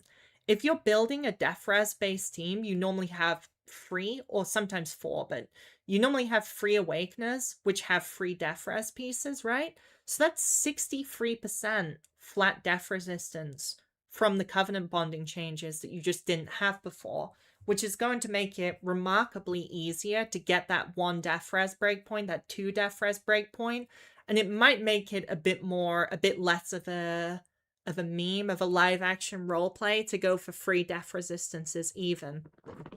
Now, in terms of the covenant bonding system, it's one of the most major kind of balance upsets that there's been since early 2025. There are certain characters which I think will disproportionately benefit from covenant bonding, and I'm going to bring up a few examples here. So number 1 is Mouchette. Mouchette just always stays winning. I'm literally leaning back in my chair. Mouchette stays winning because certainly before then there was some debate over whether focusing on building def resistance or focusing on building crit damage heavily on her covenant was the way to go. After covenant bonding, there's no debate, to be honest. You definitely go mostly def res, because the def resistance, now with a heavy def resistance build and April Praise, you'll easily be able to hit guaranteed crits even with a lower level of investment than before, via her Mistrealm Traveler passive, pretty much the best scaling passive in the game.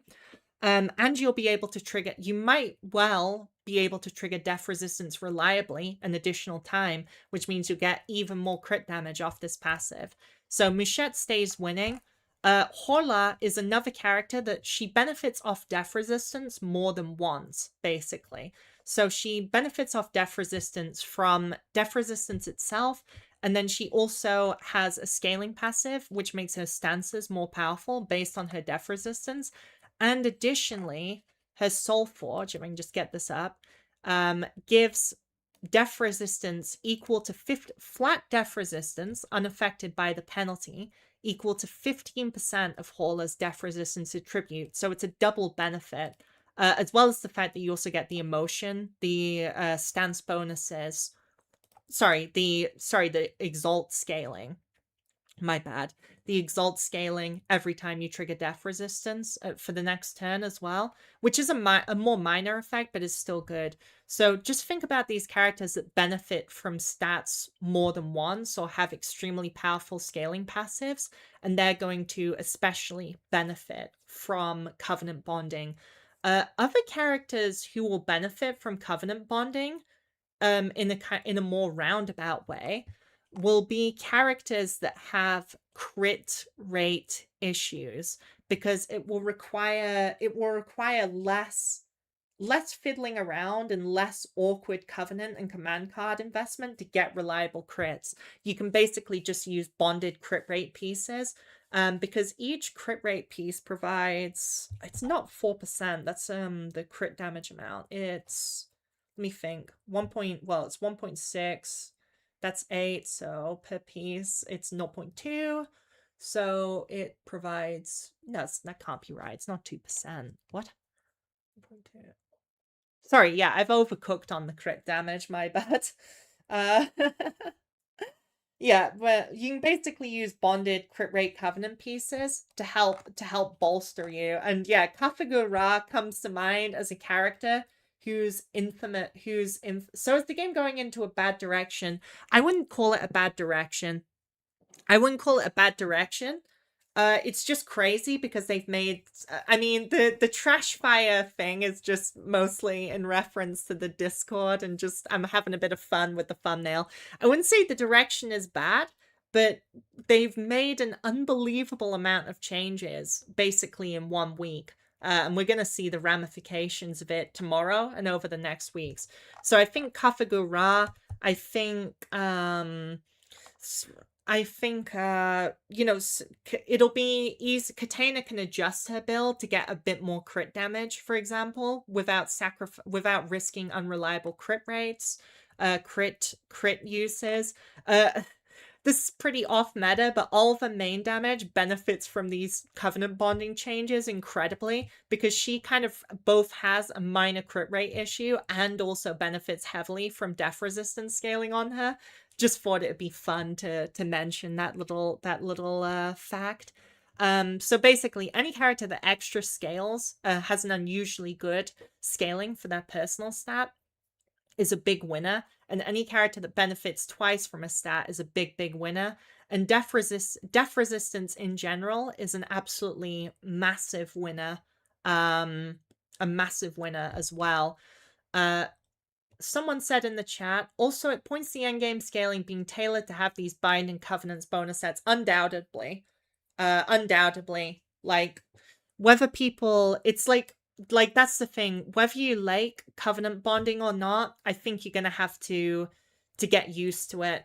And it'll be, well, you kind of have to. I'm not saying it like it's my opinion, but you kind of gonna have to get used to it because it's quite a decent amount of stats. I mean, you could argue.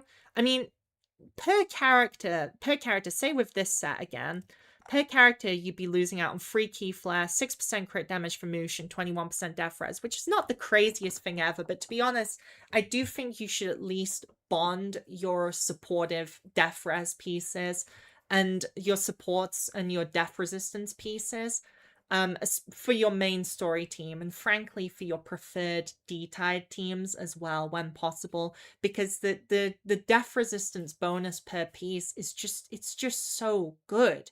It's so good. Other supportive stats also benefit a lot, but none as much as death resistance.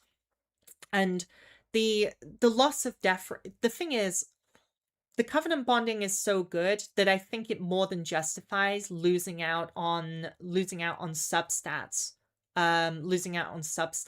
from having worse covenants. So, bluntly speaking, as laborious as it may be, if you have to make kind of crappy covenants for your main story teams and just put them on and kind of have them as a project, you're still probably going to see a stat bonus between having a relatively poor substat covenant that is bonded versus a very good substat covenant that is unbonded, right? Okay, so yeah, that about goes through covenant bonding, which, insane change. It's possible that they will make the QOL to make it a bit quicker. I'm like broke on rose scripts every day, just trying to get good subsets on my current carves. I'm sorry for your loss, but I'm glad I'm glad Alex mentioned that, because the thing is, one of the underrated changes on the patch, which should be written here, is that rose script is going to become more important than it previously was, because there's just more stuff to buy, I believe, which means you're just going to be getting a lot of pressure on the rose script staff for people who haven't been playing a long time and haven't hoarded a lot of rose script. Does it say it here? Oh god, yeah, it says it. Mythard's shop's refresh rules and item lineup have been adjusted. Each month will now offer more rare items than before. It's absolutely there as a footnote. But in reality, it's giving you the ability to purchase. A lot of things have been uncapped, especially from the sediment shop. You can now use the sediment shop to purchase as much dissolution pearls and black offering hearts as you want. Whether that's recommended or not, I don't know about that. So de-effect zone, I'll start with, this is the craziest change. Now bear in mind, it won't be coming tomorrow. It'll be coming in 1 week. So we're basically counting down the days to our execution, So de-effect zone unlocks more challenging stages while offering even greater rewards. That's one way to put it. You can now use emergency gnosis to help you challenge the de-effect zone. So this is a change that's been controversial with some people, but I just think is a good change. It just lets people, like, if you're the kind of player who wasn't having much confidence with engaging with the alert 5, the high alert difficulties on D-Zone before, hopefully it does give a bit more confidence, because it is doable. It can be worked up to. Anyways, but each attempt consumes 3 emergency gnosis. This is in response to certain community players' complaints. It originally just consumed 1 as normal, which personally I think they should have just capped, but whatever, 3 gnosis means it's still possible to use them if you get stuck in a bind, right? And the training points earned from that clear will not count towards the leaderboard. So by that means you get the points, you get the seasonal rewards, but you don't appear on the leaderboard that people can technically look at. But if you're just trying to get the rewards, it does not matter. There's no way to say it does not matter at all, the leaderboard, unless you're specifically trying to sweat it out for the max, not only for the max point clear, but for clearing it as fast as possible after reset so you appear high on it. So here's the crazy thing though. So when they say more challenging, we actually do have some of the numbers, well, with a caveat. Because Light said they wouldn't give super specific numbers, but there's one specific post, if I can find it on my guest account. Sorry, not this. It's not from the staff. It's from this. If anyone doesn't know, this is the lead project developer. What was it? FreeX? Yeah. So we're talking about this. So basically what it comes down to, sorry, I should start with the first post. So this is the initial post. Some things were changed. So for you can see a lot of quite controversial with the emotes, but it's a minority of community. Look at it. So you've got the hard mode, which currently stacks up to 400 points. It offers the same rewards as before. So up to normal and hard, you got the same exact rewards as before. Then you've got the first new difficulty, Nightmare difficulty, which now allows you to go up to 450 training points instead of 400. And if you do that, you get 25 refined gnosis fragments. So basically one of the purple level uncap items per rotation. So double of what they used to be. And an additional 1250 silver, which is like 6 and a bit pulls, right? And then above that, you have another madness difficulty. So you have alert 6, and then you have alert 7, basically, which goes up to 500 points. And these only give Formless One's invitation. So I'm not going to lie, if you're like a meta player or you just want rewards, this difficulty doesn't exist, basically. This difficulty is basically a challenge difficulty or a flex difficulty, and doesn't exist in the sense of the purposes of giving meta progression rewards or account progression rewards or silver.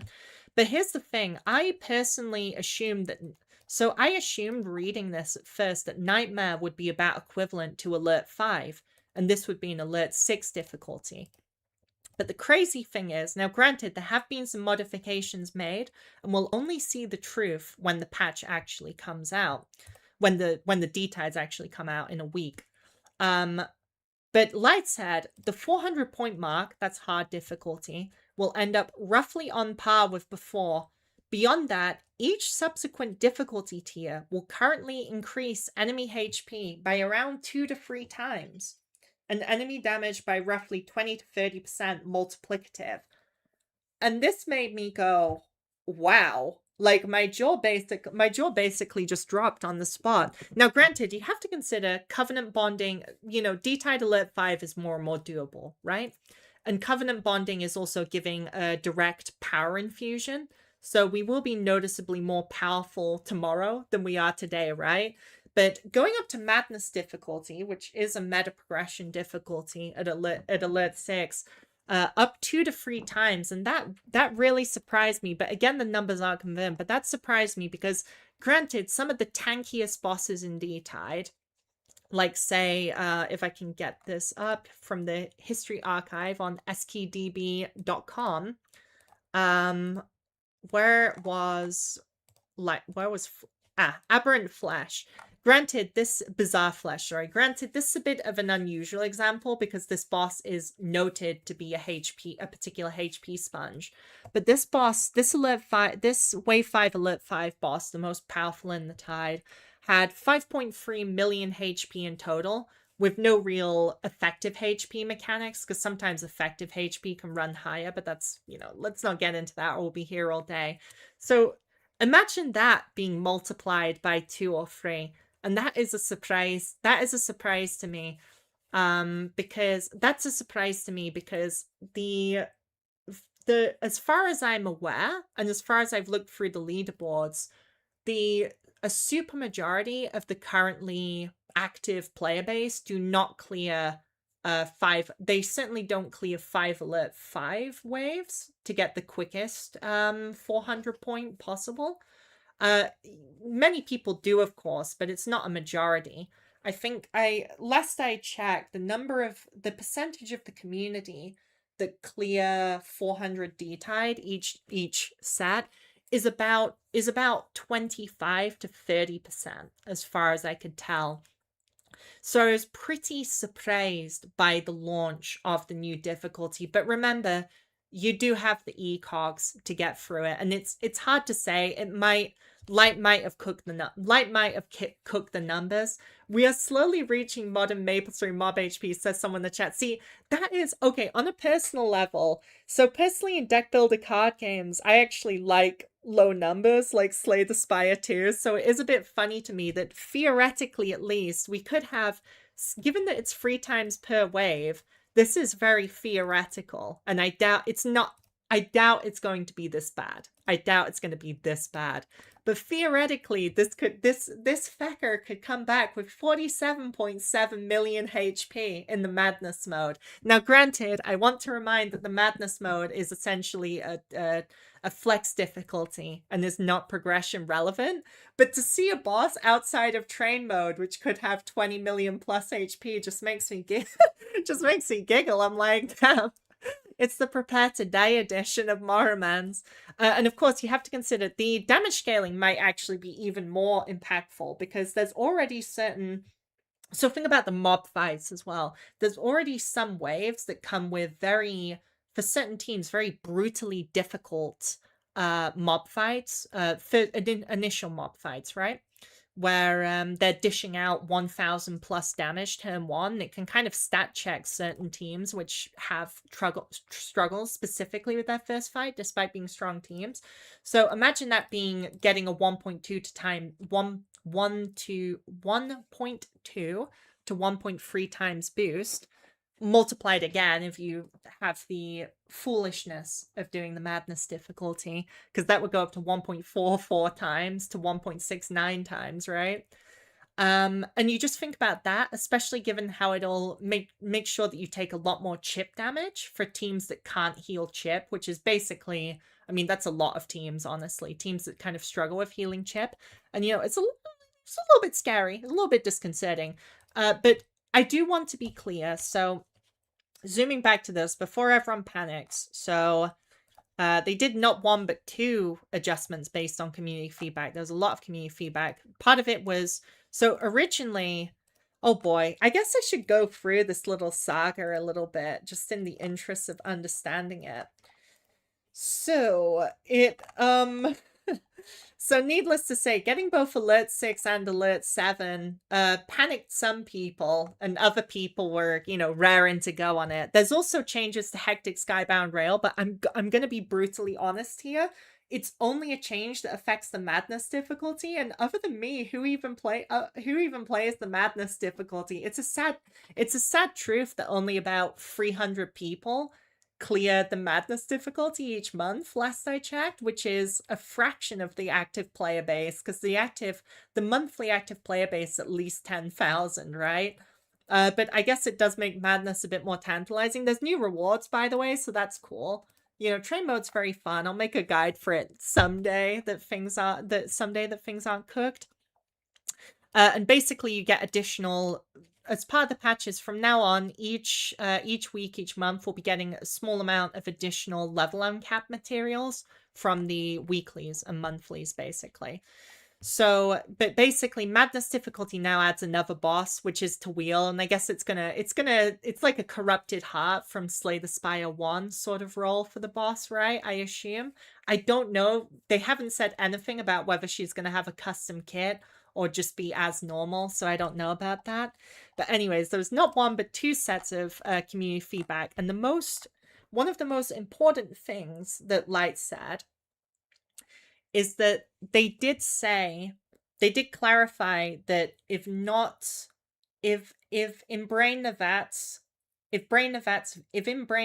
view, not enough people were clearing the nightmare difficulty. Now, that's kind of nebulous, but they did say that if the nightmare difficulty was considered to be too difficult and too impractical for a large proportion of the community, then they would adjust it again, presumably adjusting it to be weaker.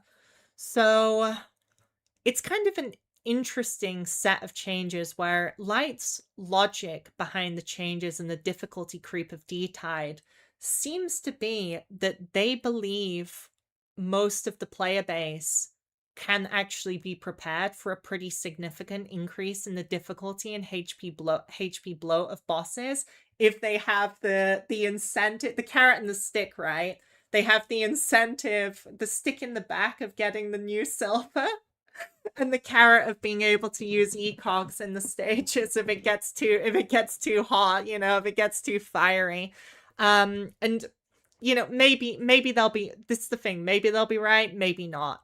But it's definitely like I've been playing 2 years and I've never seen so many change. The last time I saw this many changes was the Arc 2 release, and this might be more impactful of a change than the Arc 2 release, to be honest. It's extremely, because the Arc 2 release, originally characters didn't have custom Soulforges, so not much changed immediately, basically. Not much changed immediately. It came over the coming months that the game really became significantly unrecognizable, but there's definitely been a kind of defense and sustainability creep of teams. I will say this, as part of preparation for this patch, I was going back through and playing a lot of the bosses, which used to be very hard, like hard Blesser boss from the Arc 2 Chapter 2 story, hard Clementine boss and such. And I have to admit, they aren't what they used to be because so many things have changed around them. A year and a bit ago, I was sweating to kill that Clementine boss. Granted, I was using Ufhash, which was part of the problem. Ufhash always lets someone down. So I think, I'm going to be honest, I'm a bit worried, and I hope people worried about the update are wrong, and I hope Nightmare is not as difficult as it seems, because people are incentivized to do it, of course. People are incentivized to do it. I do think people should give the developers, as an older player, I think people should give the developers a bit of grace, because, for example, the old state of the game was incredibly poorly balanced. Like, we're currently at a point of balance in the game, or at least before this patch, we're currently in a point of balance that's every character in the game is viable for late game content, which is quite crazy for a gacha game. I don't know of a single other gacha that has that. Even my oldest enemy, Ufhash, is still viable, just not optimal, right? But they are perfectly viable, and they can clear basically every stage now, I believe.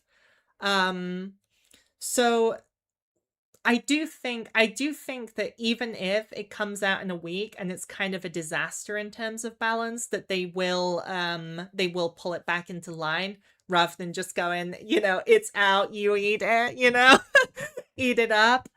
But yeah, accordingly, again, yeah, it says this, to clear with this, we'll also ensure that keepers in general have a reasonable chance of clearing the content and any silver rewards. This is a quote from Light. An Awakener's overexaltation, or absolute axiom, can make clearing the content easier, but neither should become a required threshold for doing so. If the actual results deviate from this goal, we will make further adjustments, which is basically the nebulous guarantee, right? Now, I have to admit, they do say, hold on, they do say this, where's this? Since launch, the cumulative silver and summon rewards added through free content across the game's systems and events have already far exceeded the total output of the regional DFX zone in the same period. Now, this is true. This is true, basically. So essentially what they're saying is, because D-Tide historically gives you 1250 silver a week, so it basically gives you 2500 silver, so 12 and a half pulls a month before. And I believe, I haven't seen the math, but especially given that they often have extra events or random giveaways, or also the codes. By the way, make sure you're getting the codes off the Discord and putting these in. Okay, I didn't miss that code. This code's still active. Make sure you're getting these codes. They come out pretty frequently, and they give they give more silver. Every little helps, right? So it is true that D Zone was only like is only a fairly small fraction of the amount of silver. Now it's going to be more, because now it's 5,000 per month. So it's it's 25 pulls a month from Nightmare. And it is true, someone said in the chat, it is true that, so although Nightmare difficulty is a bit scary, they haven't taken rewards out of 400 D-Tide and put them in. 400 D-Tide gives the exact same rewards as before. It's just that Nightmare difficulty now gives additional rewards, just in case if anyone didn't get that in the chat. So it is more free stuff, right? The question is how scary is it going to be to achieve it, right? But they did say that D-Zone pulls are only going to be a relatively small fraction of the total pulls in general. Now, I do want to cover one of the big kind of criticisms or drama amidst the community, mostly on Discord. I can't really speak for like QQ and the Chinese chat groups. Was that people alleged that the permitting of ecogs and D-Tide would lead to light balancing around ecogs inevitably. And I think this, if I'm being honest, I think this argument is a bit of a poor argument. It's like an argument in search of a problem. Now, I do want to say, again, as an old player, when Arc 1 Chapter 9 originally came out, it was very overtuned. Because you have to consider, it may sound funny now, but Arc 1 Chapter 9 got quite a few nerfs over time. And additionally, characters were so incredibly weaker back then. Like in Arc 1 Chapter... When Arc 1 Chapter 9 released, Helot Katana and Tawil were like S++ tier characters. And most of the characters... Genuinely, most of the characters in the game were actually unviable. Could not be used on a team that could clear most of the content. Most of the standard characters were just unviable. Straight up, I'm sorry to say. And Iquor in general required very heavy investment.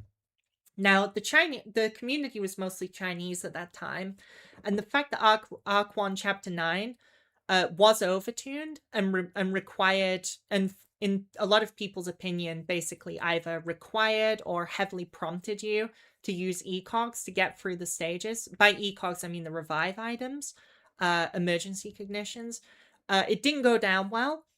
Even though you weren't punished for it, most people didn't like it, and Light said the stages weren't intended to be balanced around that.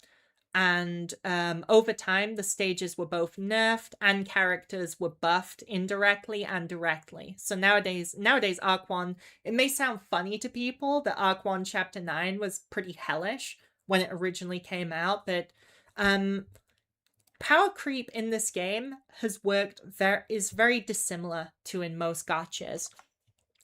Because rather than, if anything, characters have mostly gotten reverse power crept is the funny thing. There's not power creep amongst characters, but the power creep there's not much power creep amongst characters. Sorry, I should rectify that, because I do think the 2026 characters are overall by far the best. At least on average, they're incredibly good, and definitely a step above previous years, not including the Hitmu Shat, who's technically came out like December 28th, 2025. But all the characters are not being made unviable or irrelevant. On the contrary, damn, I don't know if I could find the post easily, but Light did say that another balance patch for standard and underperforming characters should be due. No ETA, no estimated time of arrival, but another kind of major balance patch like we got at the second anniversary should be coming at some point. Which kind of makes sense to me because I do think we're at the point where, once again, some of the standard characters feel like they don't really have a team they belong on. Even some standard characters that are objectively good kind of lack a team to belong on. So I'm a big Nymphia fan, and Nymphia comes to mind where, Nymphia is objectively a pretty good character, but there's no if you have a high investment poison team, there's no reason to use her. Like she's basically, which it depends on your perspective whether that's good or bad. Instead, Nymphia basically functions as a budget alternative to having a better G-Doll or a better Sue to make up for the poison application. And again, I'm definitely not saying she's bad, but just saying originally when Sue came out, she was the best character to use, and now already with Saya coming out and Lotan coming out, she's no longer the best character to use on a poison team. And there's stronger teams than poison. There's much stronger teams mechanically from poison. Someone in the chat said, Wanda, Tulu, Sorel, Dawson need buffs. Yeah, Tulu is... I feel like Tulu's buffs are going to come with Genesis Tulu. If I'm honest, that just seems too appropriate. So they might be in the vault for that, because apart from being tied at the hip to G Murphy, Tulu doesn't have much to do at the moment. And Wonder is now... The absolute axiom system, such a controversial thing. The absolute axiom system has been very good for standard characters, though, overall. There's some characters with really high quality absolute axioms, like Nymphia, and frankly, Oliver, I think, is underrated. She just gives you a massive shield for free. It also helps them keep up, because invariably, if you're a player who's been playing several months, but you're free to play, you will probably have a few standard characters at plus 12, but you definitely won't have a limited character at plus 12. You might only have like one limited character over result, right? Unless you invest in a very lopsided manner. So it's like this awkwardness. To be honest, I don't feel amazing about a lot of the standard characters' buffs basically being attached to the absolute axiom. But that doesn't mean it's the worst thing. And there are characters who perform even without their absolute axioms among standard. It's just that it really helps for keeping standard characters competitive with limited options. Which limit now. So there may be another balance patch coming, but yeah, so my point is, I kind of sidetracked talking about the history of the game, but my point is a very simple point. It's a very blunt point. If Light and Brain of that wants to power creep the game and basically send us back to the Stone Age, so to speak, they can just do it. They don't need to do a convoluted plan of introducing emergency cognition to a mode, and it's already usable in every mode but D-Tide, right? It's already usable in every other late game mode. They don't need to do a convoluted plan, in my opinion, of adding the ecogs to D-Tide and then twirling their mustache and going, now that people are using the ecogs in D-Tide, we will further power creep the difficulty, thus forcing everyone to use ecogs, to use revive items over and over, irregardless of the difficulty. Like, if they want to make it harder, they're just going to make it harder. And then it's people's kind of responsibility to object to that. Although I'm hoping if they overtune the difficulty, they will just nerf it. Now, I do want to bring up some cases throughout history. Apart from Arc 1 Chapter 9, which I mentioned, Arc 2 Chapter 2 was also quite overtuned on release. Some of the enemies got some little nerfs. Arc 2 Chapter 4 boss, the Paradise Veil boss, was very powerful on release. It did get a very significant nerf to its difficulty. mostly in terms of the seal mechanic in the first phase of the fight, was nerfed from 2 turns to 1. Isn't Liz Absolute Axiom kind of good though? Yes, it is. Yeah, it wasn't an exhaustive list when I just mentioned a couple random AAs. So they have nerfed these bosses before, but not necessarily quickly. Sometimes they come like weeks after release, and sometimes they come months after release. But they do seem to have an interest generally in more players clearing all of the content and basically 100%ing the game. That does seem to be the overall. I mean, it makes sense of vested interest, right? Because basically the more players they get to daily login, the better. And gacha games, so despite the name of it, the vast majority of gacha games, apart from those that are like treading water with very low player bases, they make a super majority of their money off the dolphins and the low spenders, right? If you've ever kind of read some papers or kind of had the displeasure of researching gacha economics, you'd be aware of that. Rather than just whale hunting. Especially because, obviously for a game that's already treading water, which I'm not saying Morimens, but say, hold on, I can show you. So this game, Onigiri, it's uninstalled. I used to play a game called Onigiri that has a gacha system. It has like, I don't know, maybe like 200 players logged in at any given time. And that game whale hunts, which of course makes the game extremely F2P unfriendly, which just invariably means that someone like me who might spend a small amount just doesn't spend at all, because I know I'm not going to get anything worth a damn out of it in such a game. Anyways, that's pertaining to another game, just to be clear.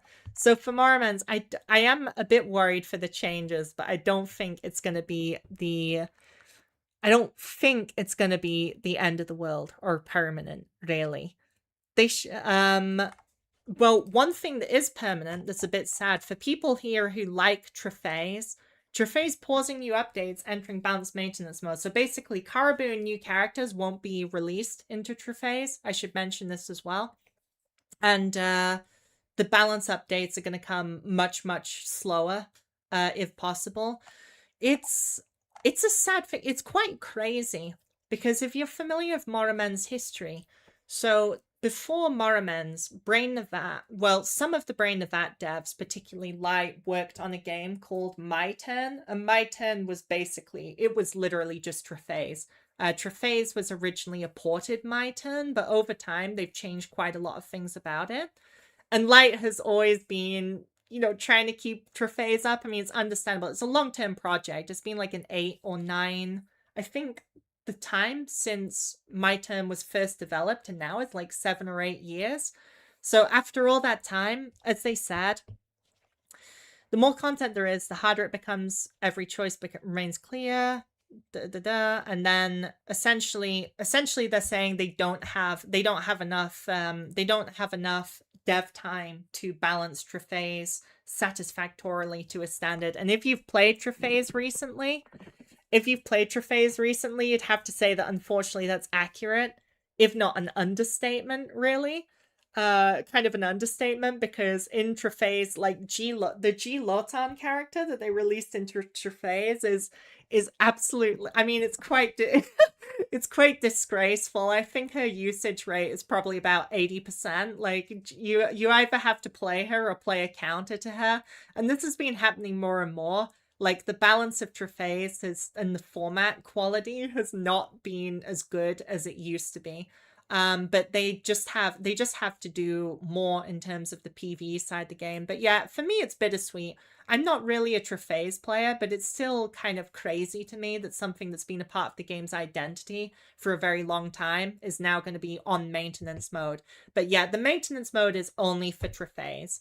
I'm hoping, fingers crossed, that the resources freed up from Trophies at least might let them make a proper roguelike mode, which is the kind of stated dream long-term project of a team with no estimated time of arrival. Since the Madness Train mode, Hectic Skybound Rail, essentially functions as a proof of concept. And I'm kind of surprised it got a new update at all, although it's basically just a corrupted heart boss. I have to be honest, they should have added the wheel boss to all difficulties, in my opinion, because just most people just don't play the madness difficulty. Most people don't enjoy playing the madness difficulty. Um, like on my horrible on my Twitter, I post some madness difficulty clips, and it's just like final bosses have like 30, 40, 50 million HP per bar, which is actually very manageable because of how relics scale in an exponential manner, but it's just it requires a level of weirdness and kind of game knowledge, as well as the tree being maxed, of course. And it's very RNG. It's very RNG dependent. So maybe we'll see a better curated mode long term. I'll talk about this stuff this stuff should just be positive, which is, well, the exchange store changes do put more pressure on Rosegrid, but overall it's just more stuff. Is that how you pronounce trapeze? Oh my god, I always thought it's like trapeze. Well, I think so, because they used to call it phase duel in English. In fact, why the heck is it called traphase? Like, phase duel makes sense. You're phasing between realities, and then it's just like traphase. I feel like I'm missing something, but yeah, it's probably traphase. Anyway, so getting back to an important topic. So you can see from the exchange stores, now this is crazy, by the way. Okay, I have to be honest. This is kind of an old player / whale fishing thing, but it's 10 Gnosis fragments. So refined Gnosis fragment to the stock costs Radic sediment times 500, limited to 10 purchases per month. If you don't have deep pockets or an extreme amount of sediment saved up, do not buy these. You'll bankrupt yourself on sediment. That is the price of a prototype Horizon each for a fragment. So I think those are basically unpurchasable for non-spenders, including me. I mean, I've been playing a while, but I don't have that kind of sediment sitting around. But, you know, it's 10 fragments a month, so less than 1/2 of an uncapped item. And then the main thing is, yeah, investigation badge, Black Offering, D-Jewel no longer have purchase limits, so you can just kind of go crazy with them if you need them.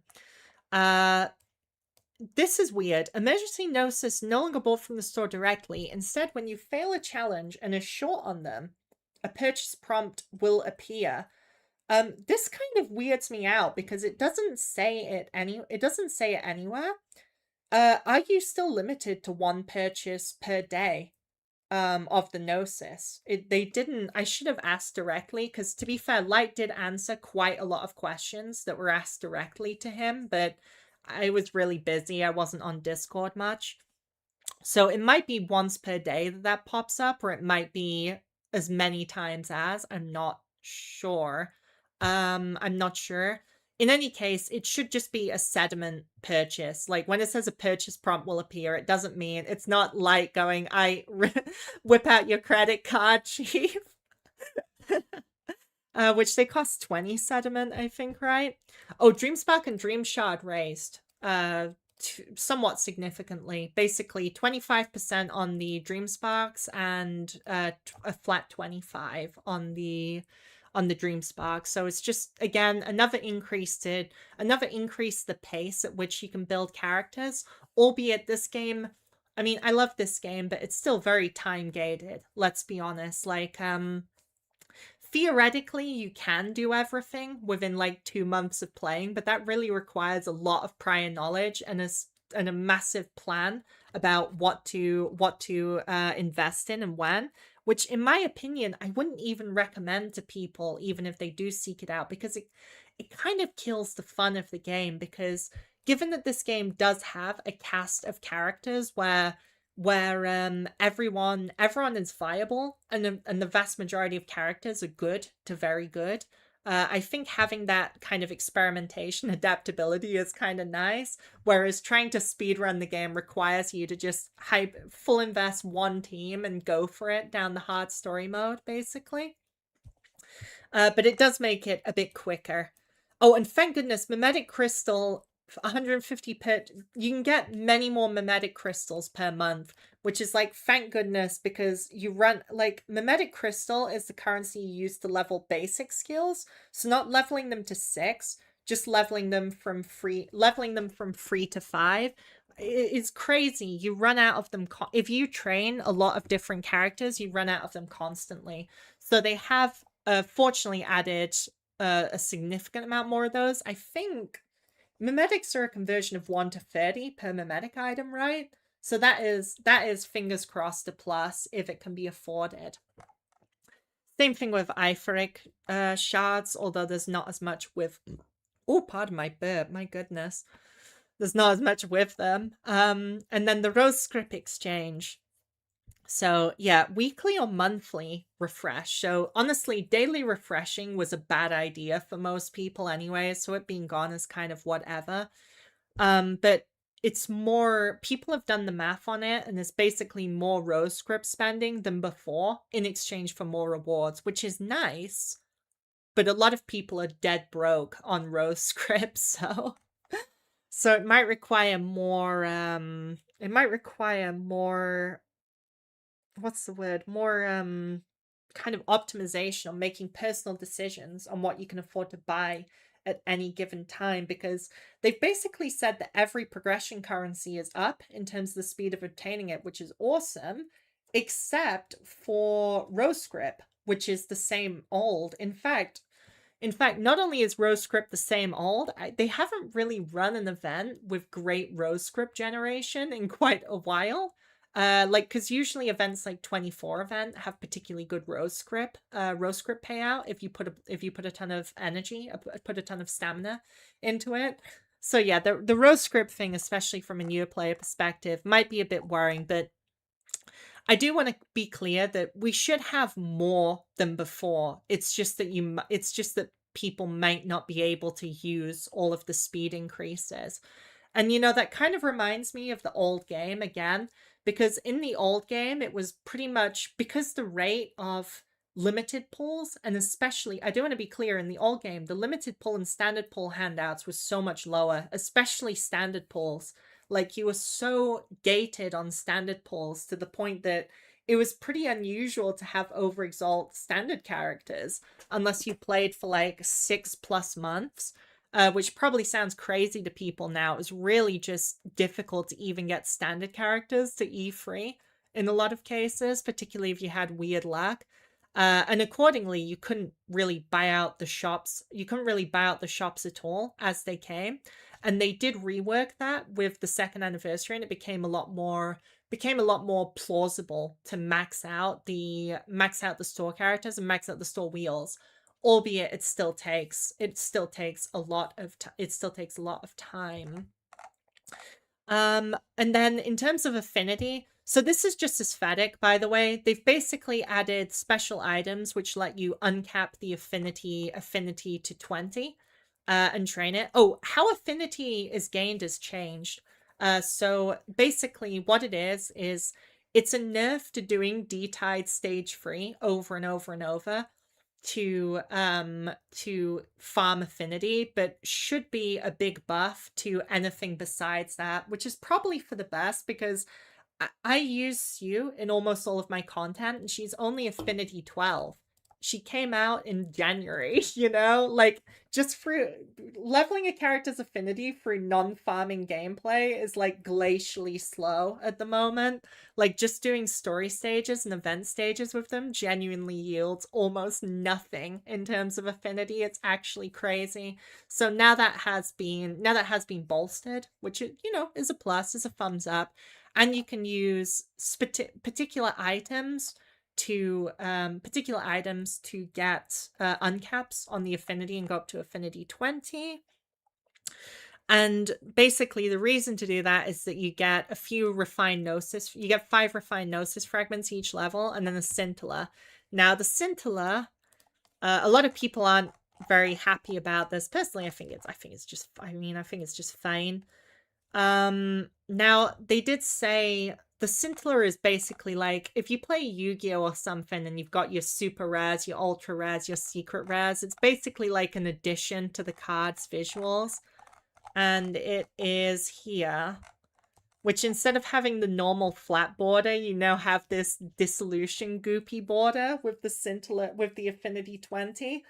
They said that Light said they trialed out designs that were a bit more showy than this, but they were too distracting in the gameplay because it is a very subtle border on the card. Although considering that they usually mark cards with like deep dive mark with a red border, or if they have resonance or they're double played with a gold border, I'm kind of not that surprised. From a personal level, I would have loved it if it had something in the background, you know? Like say, I think if I go on Morimens Reddit, someone wasn't happy about it, but I do admit that they had, where is it? Yeah, this person made some like little mock-ups of what Affinity 20 could look like. I think this is a bit too showy, but something like this, but a bit more subtle, could be cool, I have to admit. But ultimately, you know, it's something new that they put in the game, and it's cool, you know. So, oh god, so it is what it is, right?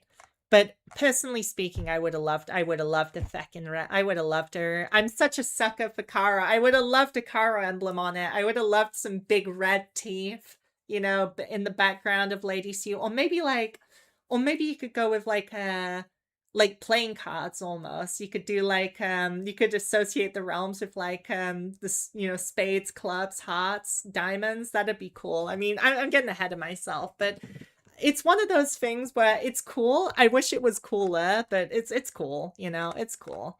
You know, maybe it's a work in progress, but yeah, I talked about the Covenant binding already.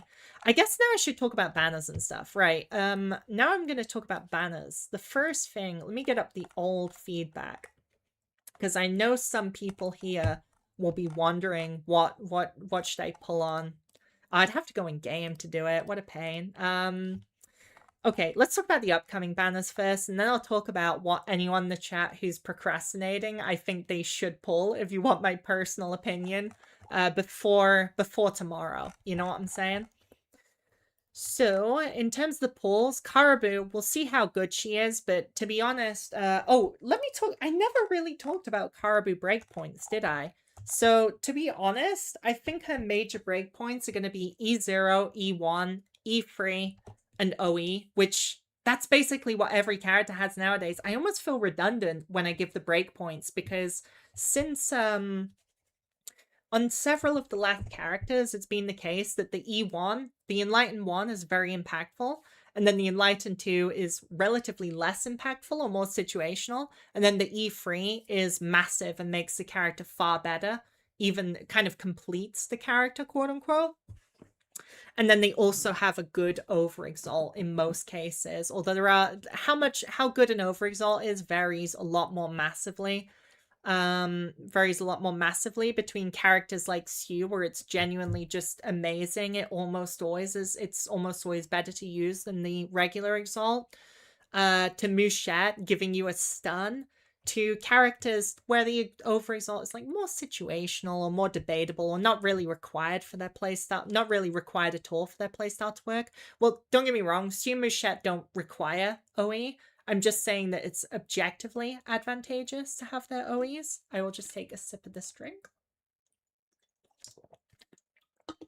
So with Caraboo, if you're not too crazy about her, but you're still pulling for meta, I would predict pulling her in Enlightened 1 and maybe skipping the wheel or maybe E0ing the wheel seems prudent. That's my guess. About the limited time awakening. So firstly, they have paid awakening, which comes from what is the, it doesn't say what the awakening pool is, bruh. Okay, Assault Warden Chorus. I think think this was confirmed in the chat to just be Arc 1 characters, but don't quote me on that. I do think so. This is a paid awakening. It costs Silver Prime 980.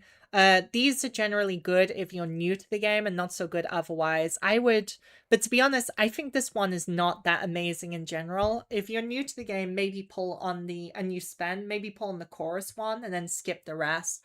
Because generally, it's better to put your Silver Prime into pre-order boxes, special event boxes, like the Sire one, which had a bunch of the temporary pulls in it, and the ethereal cores, I mean, and then your celestial observation, right, and battle pass. That's my opinion on low spending in this game. So here's the thing that's crazy, honestly. Awakening event, Stars Cradle close. Select one unique Astral Rain limited awakener from each of the 5 categories below. Any SSR obtained will be one of those chosen awakeners or their matching Wheel of Destiny. This is a crazy banner to run. So if you remember in prior videos, I've often said in the game's history, they've never yet run a banner that is objectively advantageous.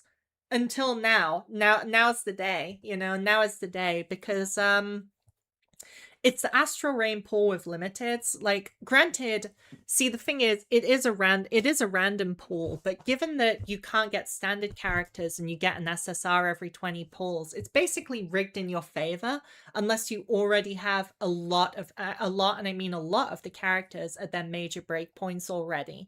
You know what I'm saying? So, which personally I do, but especially in particular, the chorus banner is pretty incredible. Because within the chorus banner, you've got Saya, Arachne, Sue, Murphy, Pickman, Clementine, and G-Doll, which are literally all great characters, which pretty much every account should have, if you don't have them already. I guess you could debate G-Doll and technically Murphy for every account, but, you're not going to be upset seeing them as pools. The Warden banner is also pretty decent lineup of characters. The Assault banner is probably the most unpredictable because Dawson is slightly less of a good character. Yeah, a bit less of a good character.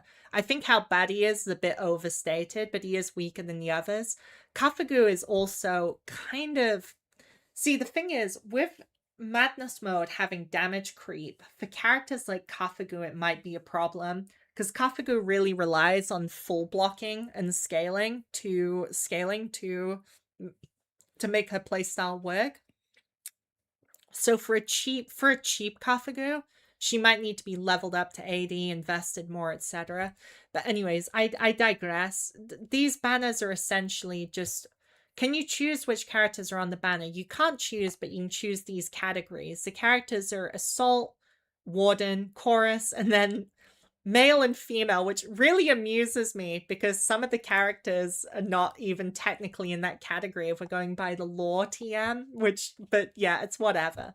So in terms of characters, I'll go through. So Assault is Giloton, Vortice, Mushat, and Pollux, and Kafagura, and Dawson. These are the characters you get.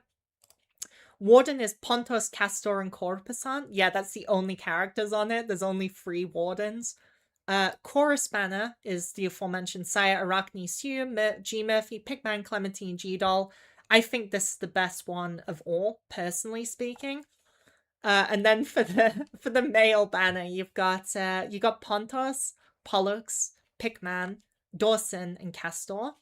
And then for the female banner, you've got G-Lotan, Saya, Arachne, Vortice, Sue, Mushat, G Murphy, and Kafagura, which again is a banner with like no bad characters at all, so that one's also pretty sufficient. The only reason I don't feel as good about that banner is the fact that it has so many characters on it. That's 1, 2, 3, 4, 5, 6, and 7, 8, which 8 characters is quite a lot. So you kind of, if you want to build characters to E1, you're gonna have to deep pull on it. Now, granted, this was not confirmed by the staff. But it's almost certain to work like Boy girl banner is crazy. I'd never seen this in a gacha. There's a lot of I think it's specifically there's a lot of the community who want to pull there's quite a lot of the community who want to pull sexy man on speed dial. I from what I've read. So I think it's good for them. You choose one character for each category. No way. Am I being stupid?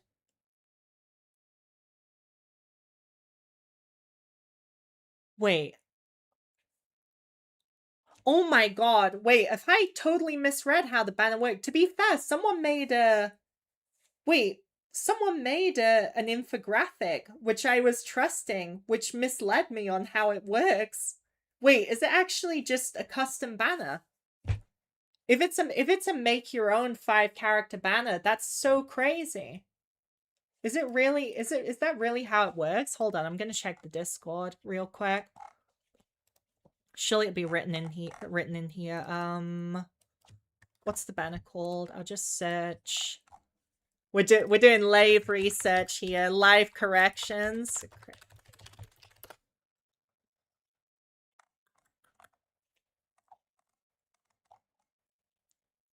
Stars Cradle close, blah blah blah. So many people linking it. Do we have a similar banner like this that isn't like what Yinfang suggested? Yeah, it's like, let's see.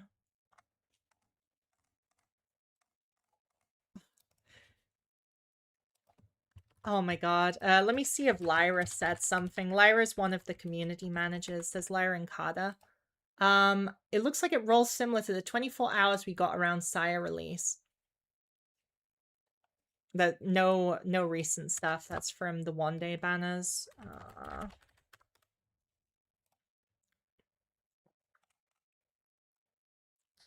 Chat, we're cooked. Okay, I'll check the game announcements. What am I doing? I should just check the patch notes.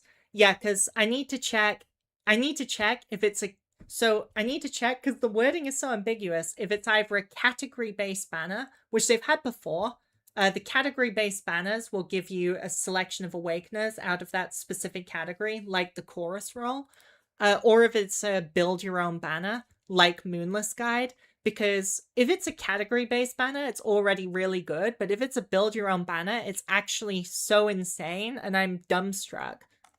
So I need to like double check this real quick.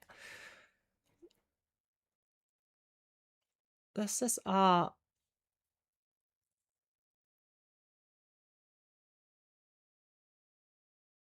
it is a build your own banner, right? I mean, you'll see this. It is a build your own banner. That's unbelievable.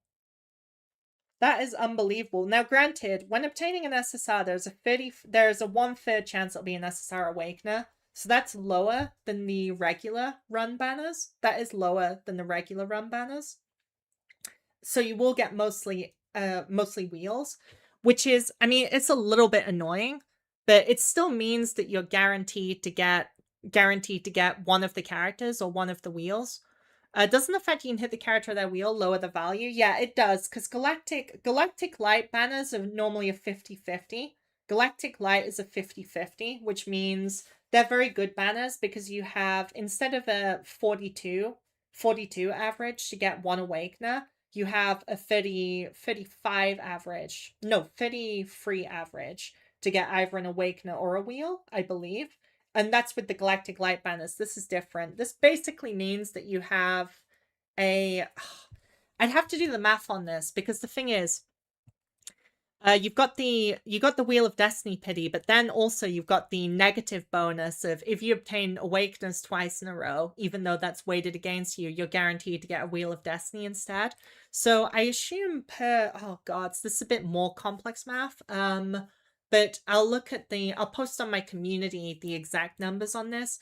My instinct is that it should be about every 42 pull, about every yeah, it's something like, let me think. It should be about every 40 pulls that you get one of the Awakeners you selected. I think, even though it's random, the thing is, this is an insane account building banner because you can just select 5 characters that you're missing. Just make sure they have good wheels too. Okay, I wasn't going to do this, but in that case, let me go through all of the characters and their wheels briefly.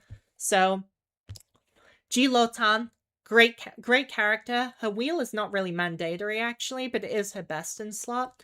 But you can literally get it today if you really want G-Lotan. You should probably just pull her now. Pontos is a very good character, but is kind of convoluted to play and specific in their team comps. Their wheel is a best in slot for Pontos and not really for other characters. Saya is still on banner right now, so same thing. Although she is insane character, one of the best in the game. And her wheel is also one of the best in the game. So if you don't have as many enlightens of her as you'd like, she seems fine to put on it. Arachne is also an insane character, and her wheel is extremely high value for Arachne, but basically useless on any other Awakener, compared to, say, Saya, where even though the effect is personally tuned for her, it's such a good wheel, just with the 1 Arithmetica per turn increase, that you can basically put it on any team. Vortice is she's one of the best main damages in the game, if not the best. And her wheel is good. It's mostly for her. I saw some people allege that it could be used on Caraboo as well. Although personally I'm not the most convinced. I mean, I think it'll be an okay option, but only if you have a +12 already. Would call-up characters be available as choices? Yes, it's confirmed that call-up characters are available as choices. Because unlike a lot of gacha games collabs, like Brain and Avad only sign licenses with very long terms. I don't know the specifics of the contract arrangements. I just know that it's confirmed over and over that Saya will rerun, Mushet will rerun, and they're treated like a normal character despite the prestige of the collab. They're still treated as basically being any other SSR for the purposes of reruns, etc. Although that's in theory, like in practice, well, I mean, they took a little bit longer than usual to rerun Mushat, but not like a crazy amount of time, right? And that might just be because she's really, really good. Who knows? But yeah, so Sue is a good Awakener, but a bit more specific. I love Sue. She's my favorite, but she's kind of in a similar category to Pontos of being for specific team comps. Her wheel is an extreme best in slot for herself, and other characters like can't use it. There's no other character that has the resonance mechanic at this time. Mushat is still on banner as we speak, but like one of the best characters in the game, and her wheel is actually, to be honest, her wheel is a bit of a stinky pull from a random banner, because her wheel is mostly for kind of offensive builds of late game Mushat and or high investment Mushat is when her wheel really shines. If you're not in those states, then it's almost better to just go with other options sometimes, like Lily Wheel or more budget wheels or Titan's Blade +12 if you haven't. It's still a good wheel. G Murphy is... I have mixed feelings.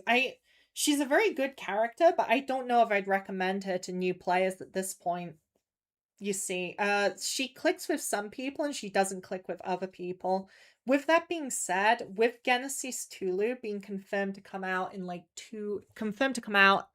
the end of November, it's imaginable that Genesis Murphy will probably go together with the new Tulu character, right? Although that's making a bunch of assumptions.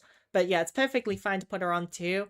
Pollux is a great character that I wouldn't really get from a random banner, because you're not going to get enough. Like, Pollux really kind of wants their E3 with E3 wheel, or really their OE, to kind of perform as well as they want. And like random banners, like it's probably better with, sorry, when I say a random banner, a Selector banner of 5 Awakeners, you're probably better off getting characters with good wheels and that are good at low enlightens.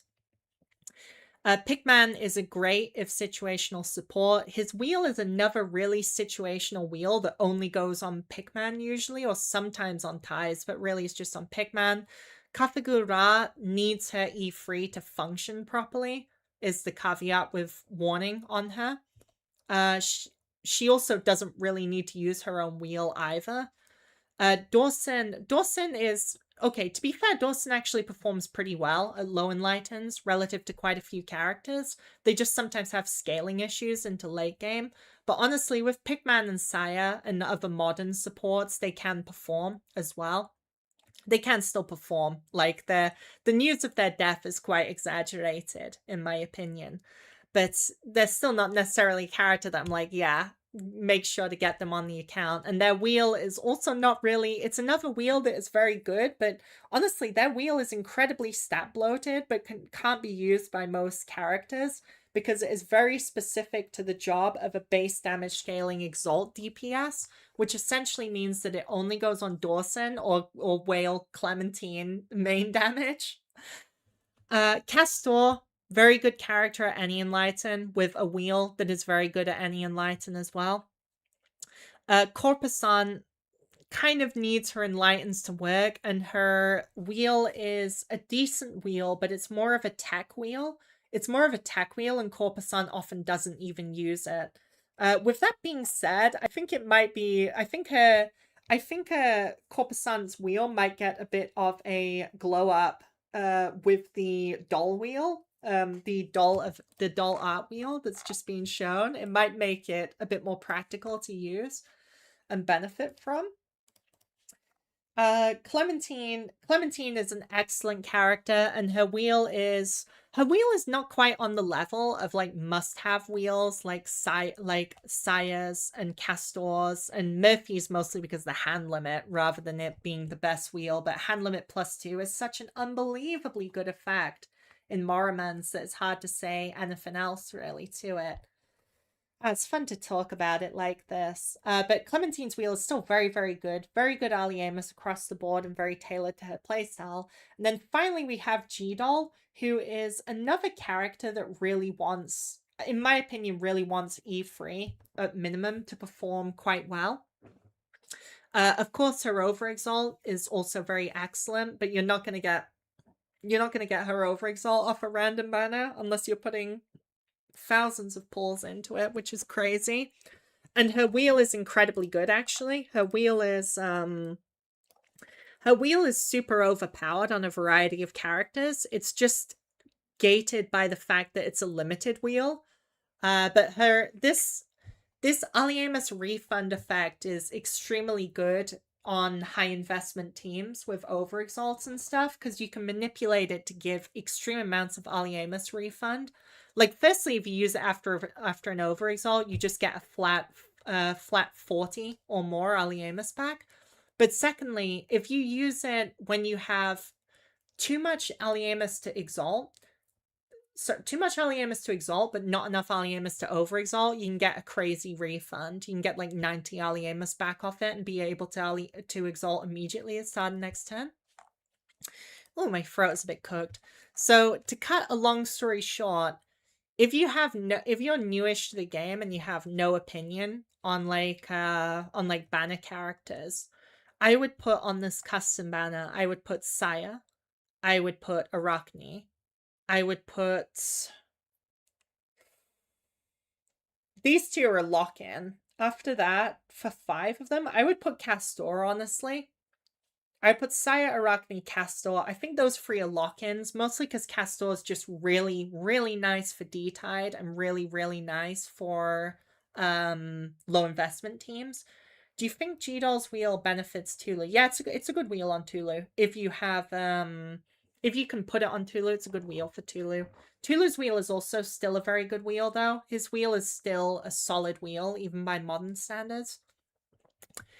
So Saya, Arachne, Castor, and then I think you need to pick the main damage characters you prefer at that point.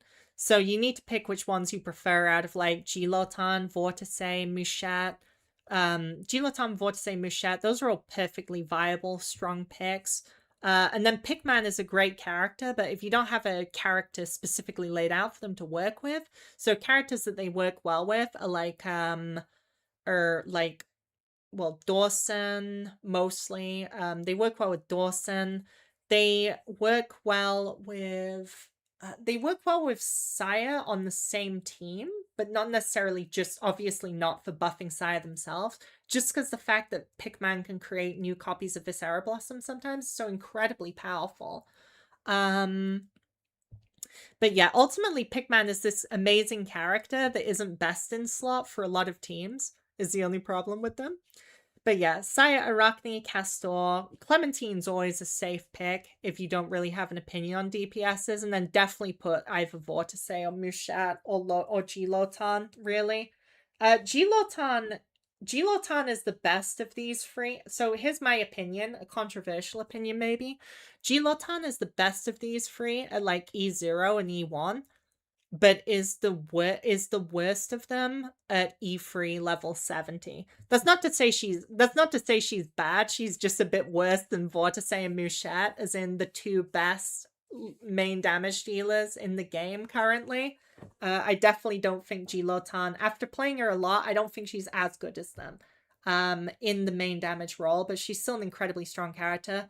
Oh, yeah, if you don't, honestly, I'd recommend putting G-Lotan in the pool just for her Primordia Realm, because Primordia Realm in itself is so good for support capabilities, even if you're not using G-Lotan herself, which is funny. Now, is there anything I missed? Yeah, there's an important thing I missed. Let me take a big sip. Which is that, so there's a crazy thing that went under the radar.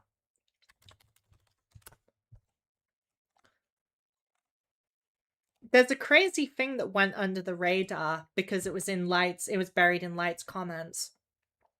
We've been doing our best to slow down power inflation through clever strategic differentiation and progressively stricter testing, and we introduce things like Soulforge aptitude, which gets replaced in each new chapter.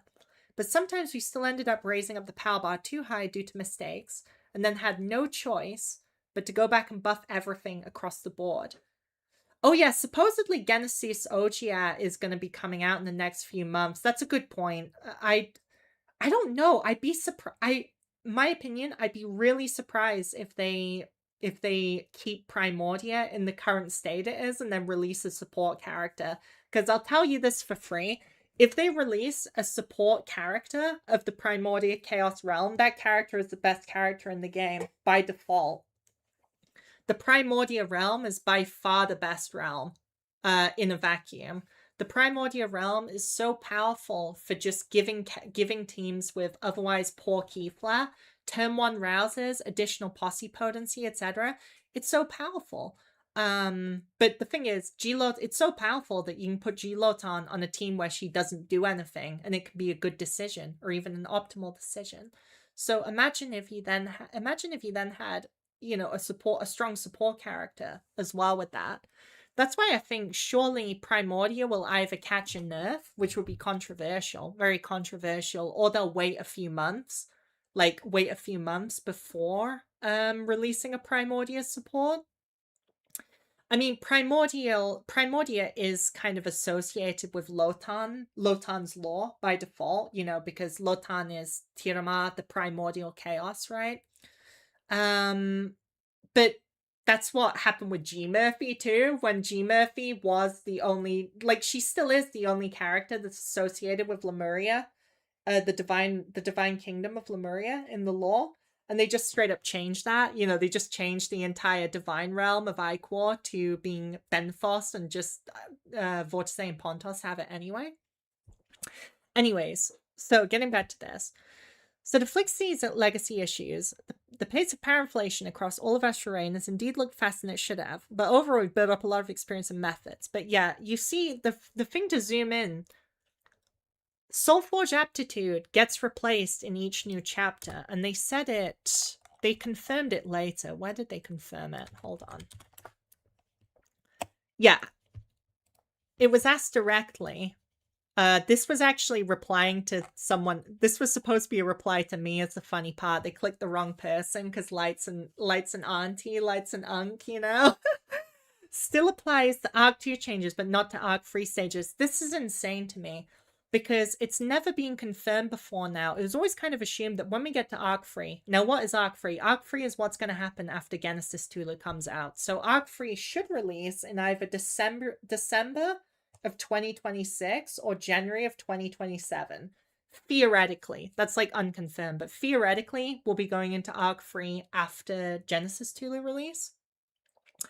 And at that point, I just kind of assumed that there would be some rule changes, but nothing too crazy, because they've spent so many months. They've spent over a year refining the Astral Rain formula, the Arc 2 formula, compared to the rough state it originally launched in, that I thought that was that. But they've just confirmed that the Soulforges that each character came with, or at least confirmed, quote unquote, in the sense that Light said it on Discord, because it might be subject to change. So basically, this what the heck is a Soulforge? God damn it. There it is. So you see with Saya, for example. So the Awakener the stats the stats in Keyflow everyone gets, but the Awakener selected by Song of Saya gains 40 seconds of propagation, next posse triggers twice, and you inflict 100% corrosion attacks on Kara enemies.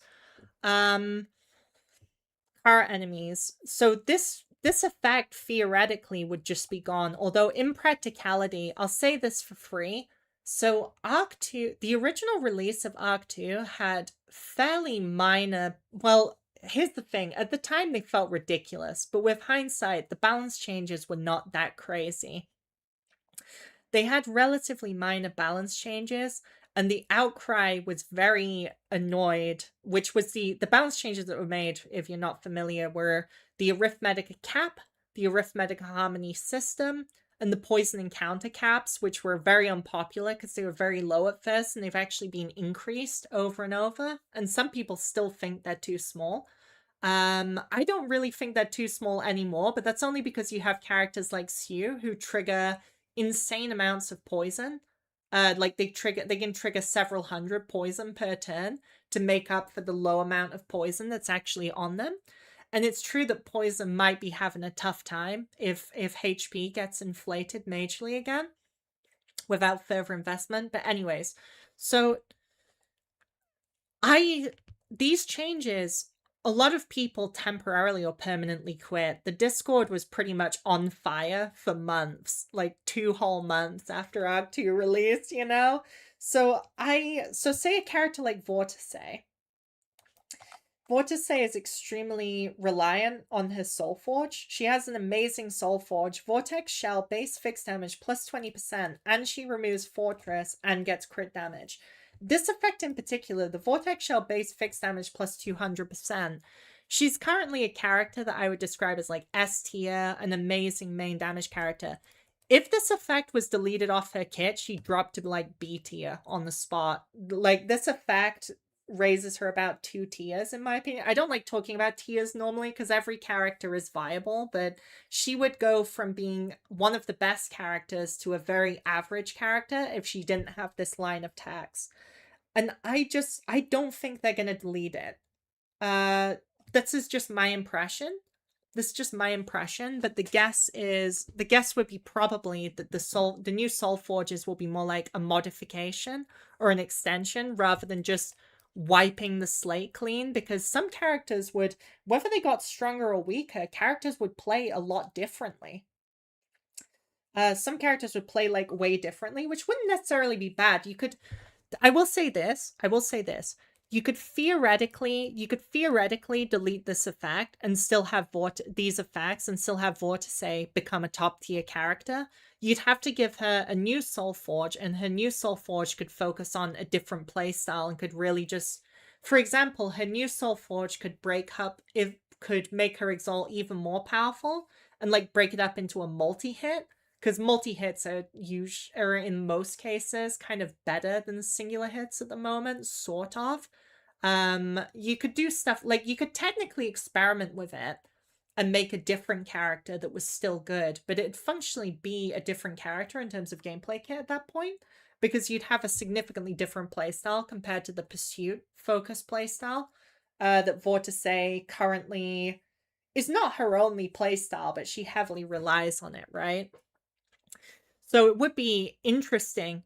I mean, I'd be interested if they push through a bunch of Soulforge changes, but like respectfully, I just don't see it as realistic, especially because most people in the chat, of course, and just watching haven't been around as long, which is great. I love that so many people are joining the game, but When Arc 2 came out, the only character, which was in February 2025, the only character that had a Soulforge custom effect was Doll Inferno. No other character had their Soulforge effects. And if I'm not mistaken, it wasn't until Pollux's release. It wasn't until October. I think it wasn't until October that every single character got their custom Soulforges. I can actually check this. I just need to check the staff account in the patch notes and just type the word Soulforge, and we can see when the last one got added. Not for balance changes, but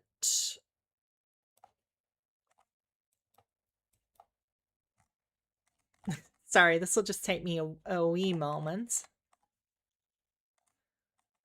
It was like more than 6 months after Arc 2 came out that every character's finally got their Soulforges.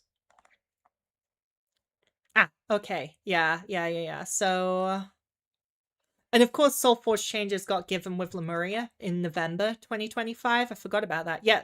No, it's even later. Sorry, it wasn't until the second anniversary, like 15th of November, that all of the characters who didn't have Soulforge effects finally got their Soulforges.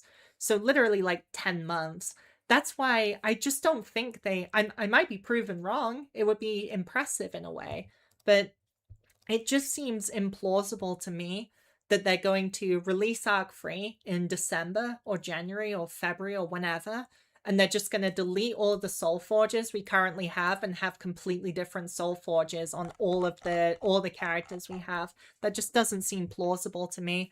And I'll be honest, like, if they just, and they can't just delete the Soulforges and replace them with nothing, because newer characters especially are usually, like, to a degree reliant on them.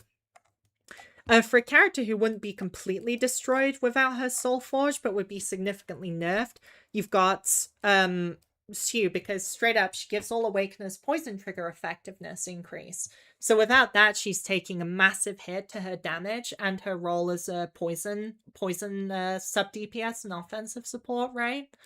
It's just all of that stuff. Is Caraboo a one and done? Get one copy and stop. I think you should get Enlighten 1, is my opinion. I am just going to get another drink because my throat is destroyed.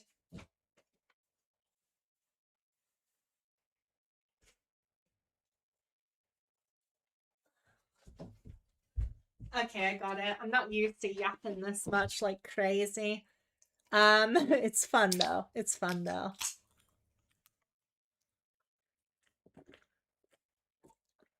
That's better. I haven't been around for long, but Morimens players seem very averse to any kind of change at all. That's a fair reading of it. At least of I want to say it's mostly of the English speaking community, and especially on Discord, are always now I have to admit, I get it. Like, this is a gacha game, right? And it's a gacha game, and people are always scared that changes will essentially be a Trojan horse to make the game more unenjoyable, more tough, and more reaching into your pockets. And there have been, like, it's true, this new patch is coming with so much stuff to buy, right? Between the pre-order and stuff, there's a lot of stuff to buy that's, incentivized to buy, but game's got to stay in business somehow. They've got two small teams of developers working on the global and the Japanese version, But I will say this, if they just wanted to reach into people, so in 2024, like I said earlier in the stream, most of the standard characters were genuinely unplayable back in 2024. Because they were just so weak, or they had incomplete kits. Some characters like Pharos got their kits completely reworked since 2024, and even then even now they have issues. So if they wanted to just reach into people's pockets the most, in my opinion, they could have just left the standard characters being utterly crap. I don't think people would have complained, because back in 2024, the prevailing the prevailing opinion of most people, they just accepted that standard characters, for the most part, existed as an inferior alternative to a limited character, a budget alternative, right? That's what people thought about it. A lot of people who expressed anyways, because I used to translate the Chinese chats and such, people expected that. And Brain Navat actually buffed the standard characters and reworked the standard characters. And now all of the standard characters have some place. Now, granted, there are some that need more work for sure, like Lotan Original, Pandya, and Uvhash are definitely not at the point where I'm like, it's always great to use them, but they come up. They have uses. They have situations in which they're a very good character to use when the situation favors them. As opposed to 2024 when they're just genuinely awful, genuinely terrible. So if they just wanted to reach into people's pockets, I think the fact that a lot of characters like G. Murphy, Mushat, Sue, Saya to a degree, Pontos to a degree, all of these characters have helped revitalize certain characters in the standard pool, which weren't being used as much. This is sort of even true for Kafugu Ra as well as direct buffs being given to the characters. So I do think they have a vested interest in keeping every character in the game viable. Which is pretty cool, pretty unusual for gacha. I definitely think it's a good decision because unlike a lot of gachas, the standard characters in this game are incredibly popular.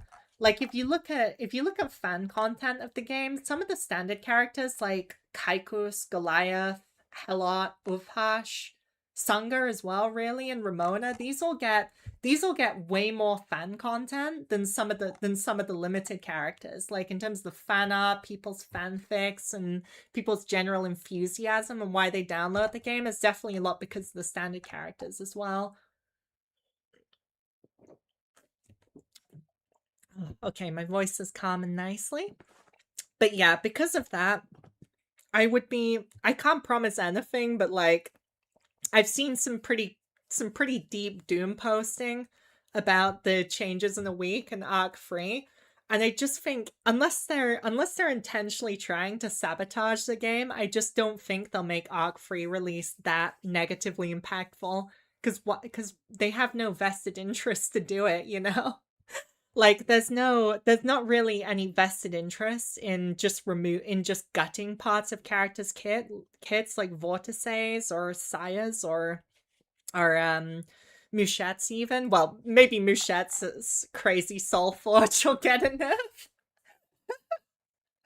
God, that would be funny, honestly. All the Soulforges are the same, except Mushat's Soulforge gets a nerf. And Light's just like, we reserve the right to change Soulforges.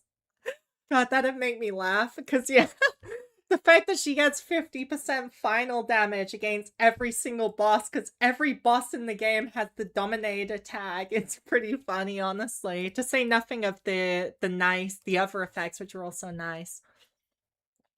But yeah, the character pool viability is great in this game. There's definitely some things to improve. Getting rid of Soulforge already semi-confirmed. I mean, it depends on the wording. I mean, again, I'll just show what they said. I think I already showed it on stream, but they specifically said still applies to Arc 2 stages, but not to Arc 3 stages. But they didn't say what it's going to be. They just said it. I have to say, I mean, no disrespect to Light. I like Light, but this is peak Light, bro. They are the master of vague posting. You have to give it to them. Like, still applies to, about Soulforges, still applies to Arc 2 stages, but not to Arc 3 stages. I did ask them what the Arc 3 Soulforges are going to be like, and they didn't answer. So, it's like, I'm just expressing an evidence-based point that I find it very implausible that the Arc 3 Soulforges won't include parts of the Arc 2 characters' Soulforges. I find it extremely implausible because, like, in terms of characters, which basically have a playstyle that partly depends on their Soulforge, Saya, Vortice, Sue, Mushat, G. Murphy, obviously. G. Murphy. Pollux. Pollux feels completely different playing in Arc 1 to Arc 2. Pickman. Kafigura. Who else? I don't think, okay, Clementines isn't very important. Some of these aren't important. Some of these aren't too important, but yeah, the majority of the characters released in the past year have incredibly important Soulforges that if you removed, completely different character. Now, completely different character doesn't necessarily mean the character will now be terrible, but considering, I don't know, like, maybe they have had standoffs about it before, but like, people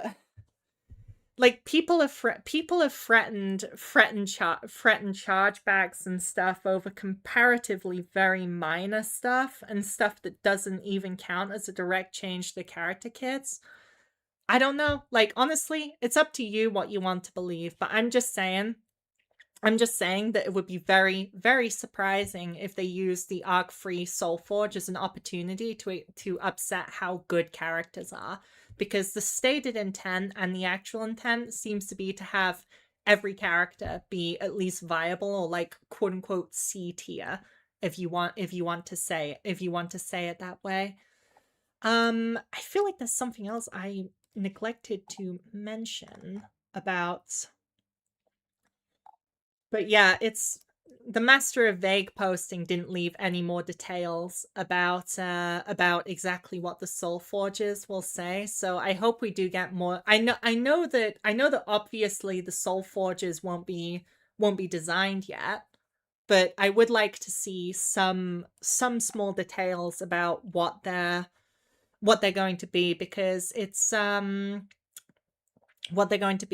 just always like, how do I say this? It's just a very, very large task, a very unnerving task, if I'm being honest. The idea of giving a new custom Soulforge to every new character. I will say this though, when it comes to Arc 3, I think in my opinion, I'll be honest, I think, so you know how every single Soulforge has 30% boost to every stat and 500 key flare upon their first rouse? In my opinion, that effect was a bit of a mistake, really.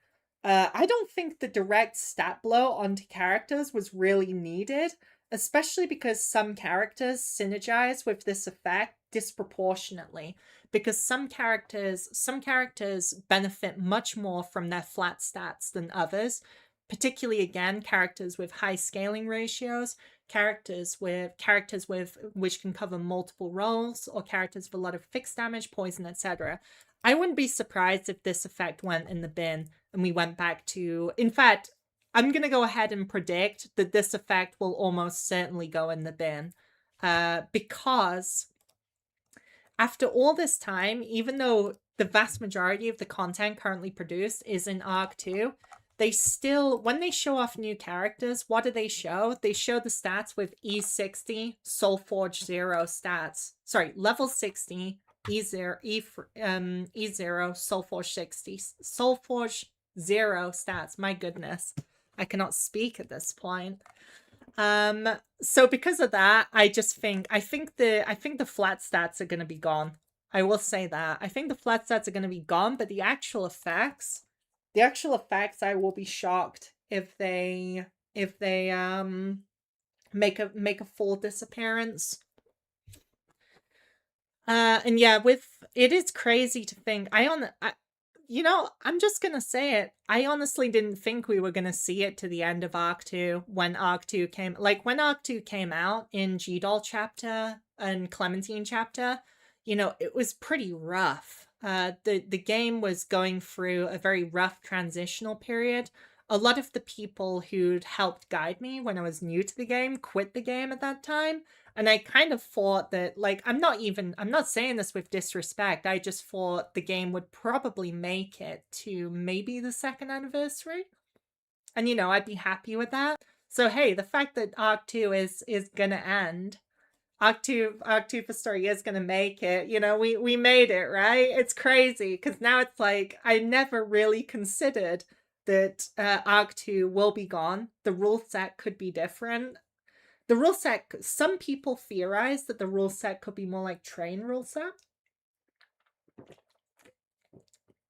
Now, if you're not familiar with Train rule set, what Train rule set is that instead of having the arithmetic harmony effect, where after playing 10 command cards, which aren't excluded, of course, after playing 10 command cards, you start having to pay 1 more arithmetica per card in exchange for a key flare rebate on every card you play.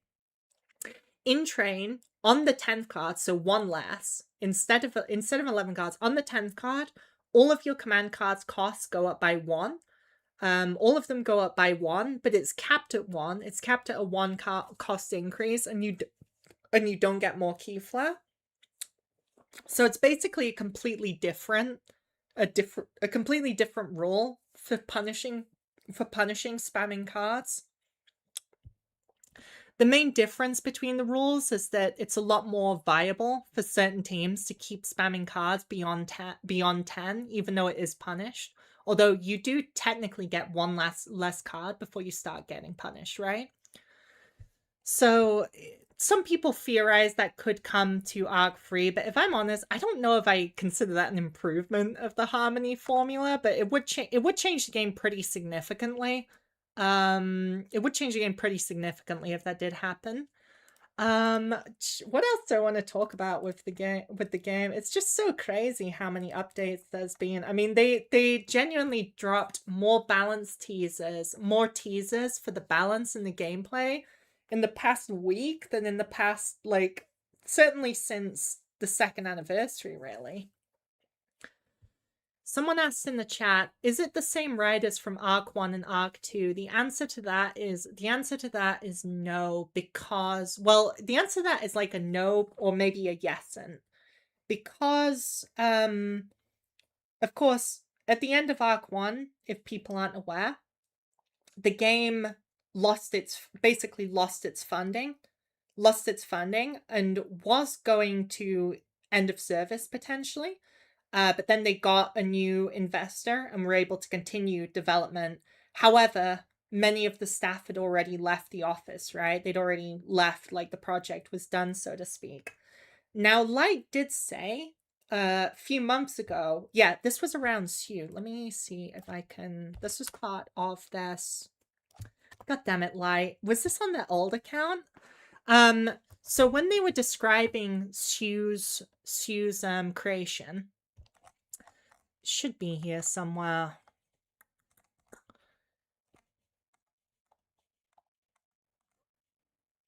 Homage to Slay the Spire. Oh, they really want it. They still want the Slay the Spire 3.5, like next half anniversary Slay the Spire collab. That's like stated dream collab. I don't know if that'll happen. That'd be sick though. That'd be the best of the best. I can't. Oh, this guy's got so many posts. The master of yapping. Heck yeah. God damn it, I cannot find it. Okay, so in short, Light mentioned when Sue released that they were resurrecting and managing to bring back a lot of the unfinished projects from the Arc 1 era.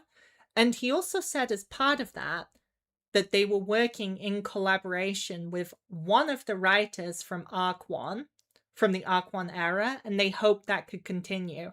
After that, no more details. He never mentioned it again, at least not to my knowledge. So I don't know if it worked out or not. I don't know if it worked out or not. I personally like a lot of the recent stories. I'm okay with the Covenant Bonding update, since I don't really need to grind for subsets that much, but I'm worried they'll increase the HP floor for late game enemies. It's quite possible. We're gonna see tomorrow, because they'll tell you this for free. The hard mode of Chapter 6 is gonna be like a taster of what's to come with the D-Tides, right? I will be streaming it tomorrow, the day after. It was in the interview they gave. I'll be streaming it tomorrow, the day after, and you'll get to see how painful it is, because I'll go straight to the hard mode with my Sue team, which, by the way, I forgot to mention, it should be said, So I don't know how this is going to work with Arc 1 Quest, because if you've played Arc 1, you'll be aware that Arc 1 normal mode and hard mode have different quests in it, right? But supposedly, if you clear the hard mode stages, you get all of the rewards of the normal mode stages now. So you only need to do the hard mode stages, which will make it a lot more quick to progress through the game if you're fun. I'm gonna be honest, I personally have mixed feelings about it because like new story chapters only come out every apparently they're going to come out faster again, but there's been a gargantuan, like the last story chapter that came out was Arachne in mid to late April. And it's nearly been 4 months. Apparently it will be slightly more quick to G Tulu's chapter. There's less characters planned in between. But it's funny because now with the hard mode clears counting for the normal mode clears, now I've got like it'll take me half the time to play for it, to stream the story mode. Good heavens, you know. But overall it's a good change. But I personally didn't mind having to do the Arc 2 stages twice, but that's probably not a popular opinion, I guess. I was just reading some of the chat comments as well. I do want to, before my voice gets too tired, I am going to open the game up briefly because I just want to show, I kind of talked about this before when I was talking about the pick your own banner, but I do want to say about what stuff I think people should pull before, before they go off, right? I'll just comment on everything you can currently pull or buy real quick.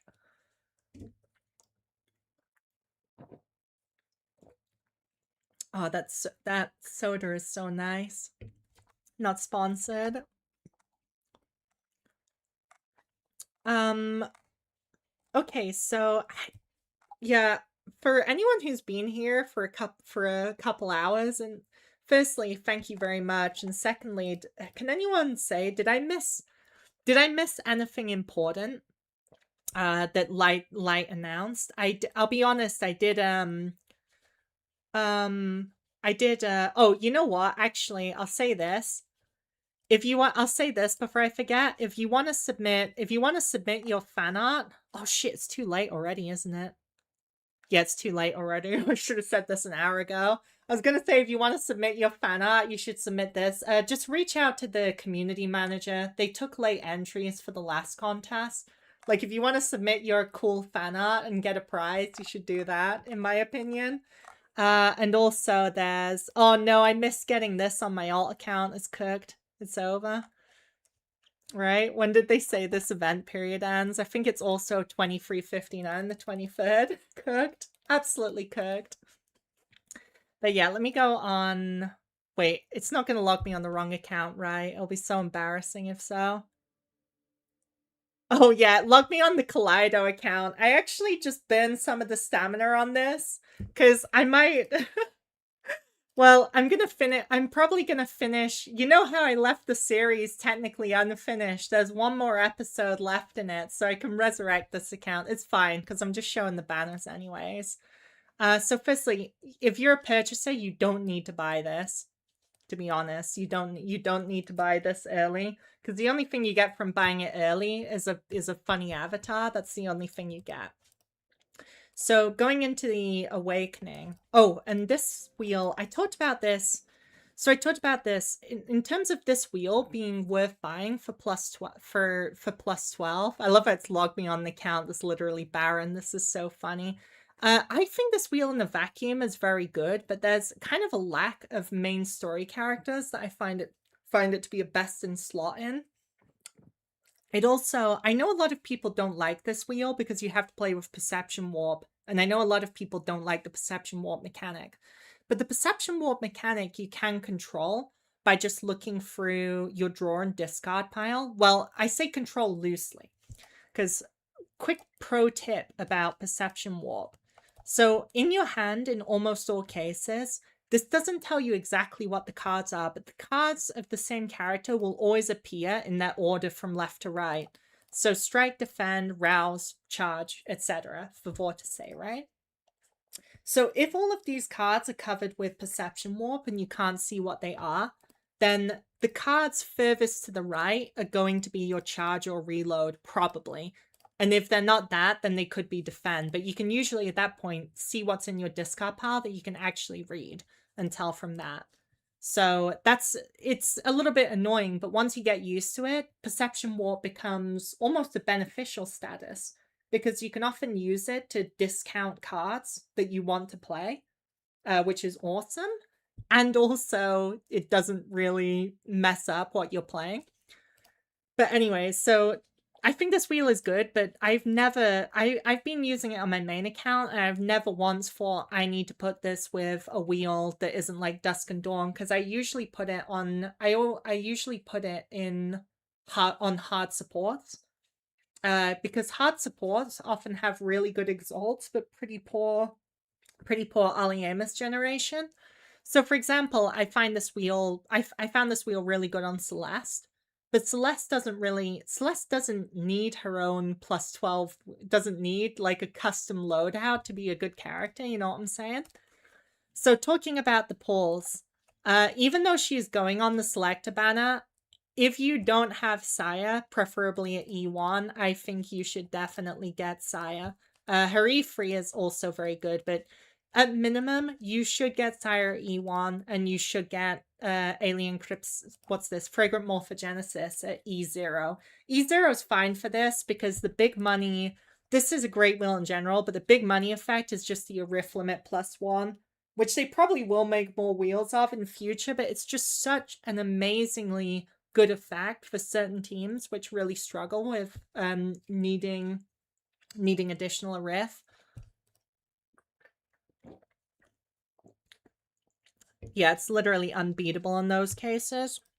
So E1, E0. I don't normally say you should definitely do this, but really you should. For Lotan, I mean, I think Lotan's an incredibly good character, but she's technically skippable. But from a newer player perspective, I would always recommend getting at least E1 of her. And I think at E3 she's a very good carry for high difficulties, and also can be flexed to support. The wheel is this wheel. It's funny actually. This wheel, if you're not going to pull this to E3, don't bother pulling the wheel. Bluntly speaking. Because the wheel is a best in slot at E3, but at E0, it doesn't really perform well because of how the stats scale on it. And then going through the Triune banners are still there, so those don't really matter. It's just G, Lotan, and Saya. But if you're broke, don't worry, you can probably put them on. I can't believe that Selector banner exists. I really can't. But still, like, definitely look for the exact state of it after it comes out. For anyone who's not familiar, that's my funny alt account, by the way. It's definitely not a main account. I still cannot believe that Selector banner. For new players, G-Lotan destroys normal story mode and can save a lot of time with mob waves, said someone in the chat. Yeah, G-Lotan's also, she has an individual playstyle, but once you get used to it, she's very easy to execute on compared to characters like Pontos and Sue and probably Caraboo, technically, that have more of a convoluted playstyle. It's still going to be really funny seeing how, I mean, I wonder how long you're going to have to sit around in fights to stack the satiety. Like, I have to, Salvador teams are already not known for clearing the stages in a low turn count. You usually see the boss clear is normally relatively fast, but then the mob clears are like 4 to 5 turns each, unless it's very invested, which is just going to be even funnier with Caraboo, because you're just trying to feed her lots of apples and get lots of max HP. Have you considered making a video covering what secondary SSR wheel, including limited, would be the best for each awakener? I have considered it. To be honest, I've had such a disorganized time. I've got so many scraps, like half-made scraps, of guide videos. I've also just got recorded yaps. I recorded a rough yap, as in to edit from, about train, just train leaderboards, madness train mode teams and such. And I just never got around to making it into something. And the funny thing is, by the time the funny thing with this guide, by the time you make a guide, it's outdated. Like the Morimens devs, like they balance the game very actively, which is mostly a good thing, but also leads to some hilarious situations where I personally have made more than one guide, which they have then made major changes to the subject matter covered in the guide literally like 4 days later. And the biggest one is so my Arc 1 tier list, now by now a lot has changed, but soon after, in that Arc 1 tier list, I talked a ton about Phantasmal Dive. Because in that era, you had to do Phantasmal Dive every single day. And being able to get a high score on it was pretty important for your account progression. And then they just made that not be the case. Like a week later, it was pretty funny, honestly. So like that's why I'm scary. They would be good. I suppose they would be good for views even, but it's like it always scares me to make a guide saying it is best for you to get this awakener and buy this wheel and put it on the awakener, because 3 months from then it'll probably be irrelevant already, or like just the wrong recommendation. Because there's quite a few awakeners that have straight up changed their optimal build over the past few months. There's some that have stayed relatively static, of course, as well.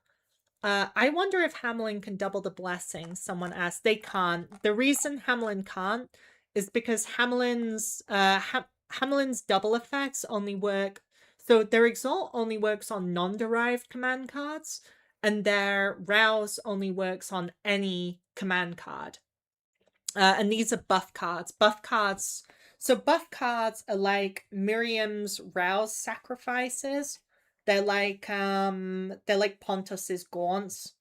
They're their own thing. They actually, for most purposes, they don't count as belonging to that awakener, is the funny thing, for most purposes.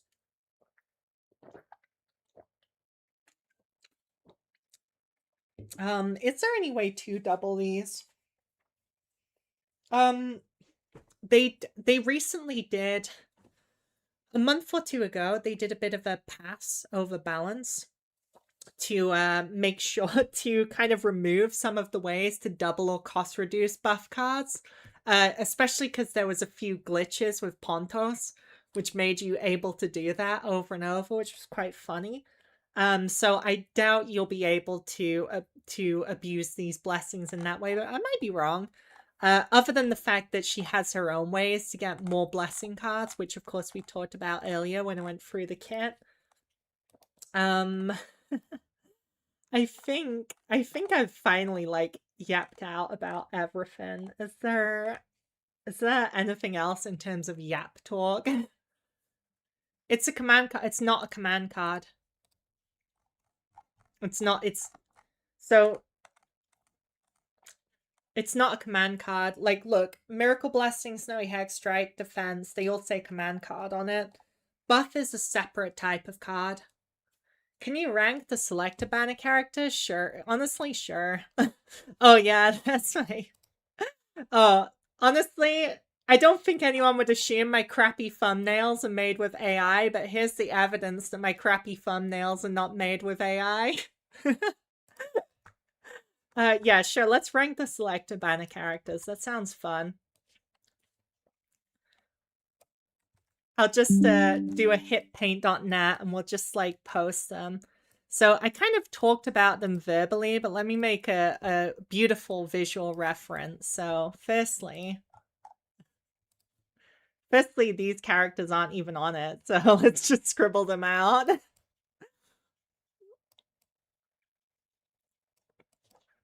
So in terms of now here's the thing, because I feel like for me Sire is the #1 character, but I feel like people should just pull her right now. But for anyone who's like needs to save the pulls for later, I'd say, okay, I need a clearer color than this. This is not clear. There we go. We'll do a nice green, you know? So we'll say, I'll just write numbers on them. So we'll say 1. We'll say, I just arrived. Think about using Caraboo with Pigman. Who else do you think could work that's not Dawson? Caraboo with Pigman. What for? Well, in that case, you should probably put them with a main damage. And I think any main, I talked about this before, any main damage that benefits from them could work. Especially if they have an exalt. I'm just going to be horribly overly prescriptive here. So we're going to say 2. We're going to say... Should I rank them like first to last, even though that's a horribly unhelpful ranking? I'm just going to cut loose with it, yeah. I don't know. Honestly... Okay. Do you know what? How I should do this is I should rank them by role. So I'm going to do pink for supports. And among the supports, I think these 3 are the best in order. And then I would say, I would probably say like 4. Actually, no. I forgot Castor as a support. I honestly forgot Castor as a support. He was just there. So like this, and then I consider Corpusant to be mostly a support for like as part of a Pontos core, although some people kind of debate whether Corpusant is more of a support or more of a sub damage or main damage. And then for damage awakeners, I would say for banner choices, I would probably go like 1, 2, 3. I think so, like this. So with Pollux and Kafagu, yeah, Castor is a warden. Let me clarify what I mean. So I know the stated roles of characters are warden, assault, and chorus, but in practicality, the only roles characters have is main damage, support, and debatably sub damage. Like every character is either a main damage or a support, and sometimes both. And Castor can be used as a main damage if you have an invested Castor, but Castor is mostly used as a support, as a defensive support, right? So, because to me, like, Arachne is not a warden, and she's mostly an offensive support, but her shield output is extremely good. So, I mean, that's just how I explain the game. I think it's honestly easier to understand the game. If you think about it in terms of, oh, fair, just thinking of the banner. That's true. I forgot it's a Selector banner. Oh my god, I forgot how the banner's structured. I'm cooked in the head. That's a good point. Okay, whatever. I'm just messing around anyways, having fun. But so the thing is, so with these 3, right? These 3 goons. So I actually think from the perspective of just having E0 or E1, Dawson is actually better than Pollux and Kafagu. Because Kafagu is genuinely miserable at Enlighten 1, even though she is a better character than Dawson overall. I mean, I think it's fair to say. So on that basis, I would probably say Dawson is a better pick, but I don't recommend either of them. Because honestly, like, if anyone's ever played Kafagu Raw without E3 in hard content, you'll know how insanely cooked it is. Is it almost better to focus more on the wheels you want for that band than the champions? Yeah, it is. I kind of talked through it in the more... I talked through it in a more enlightened manner earlier, to be honest. This is when we're just burning the last of brain juices. But yes, I do think... Bear in mind, when you pull on this banner, you will get mostly wheels. So make sure the characters you're putting on it have good wheels, or you're taking a risk. But the thing is, every Arc 2 character has a good wheel. The only wheels that are less good are the wheels which are like very, very specific to the character, or in some cases, like with Kafagu and Dawson, with Kafagoo and Dawson, they have wheels that are objectively good, but are more often used on other characters than on the character themselves, particularly with Kafagoo Ra's wheel. For anyone who's sweaty with Kafagoo Ra, it is a good wheel on her, but she usually uses like tank wheels, like Hola's wheel, instead of her own wheel for most builds. So, but oh, my throat, sorry.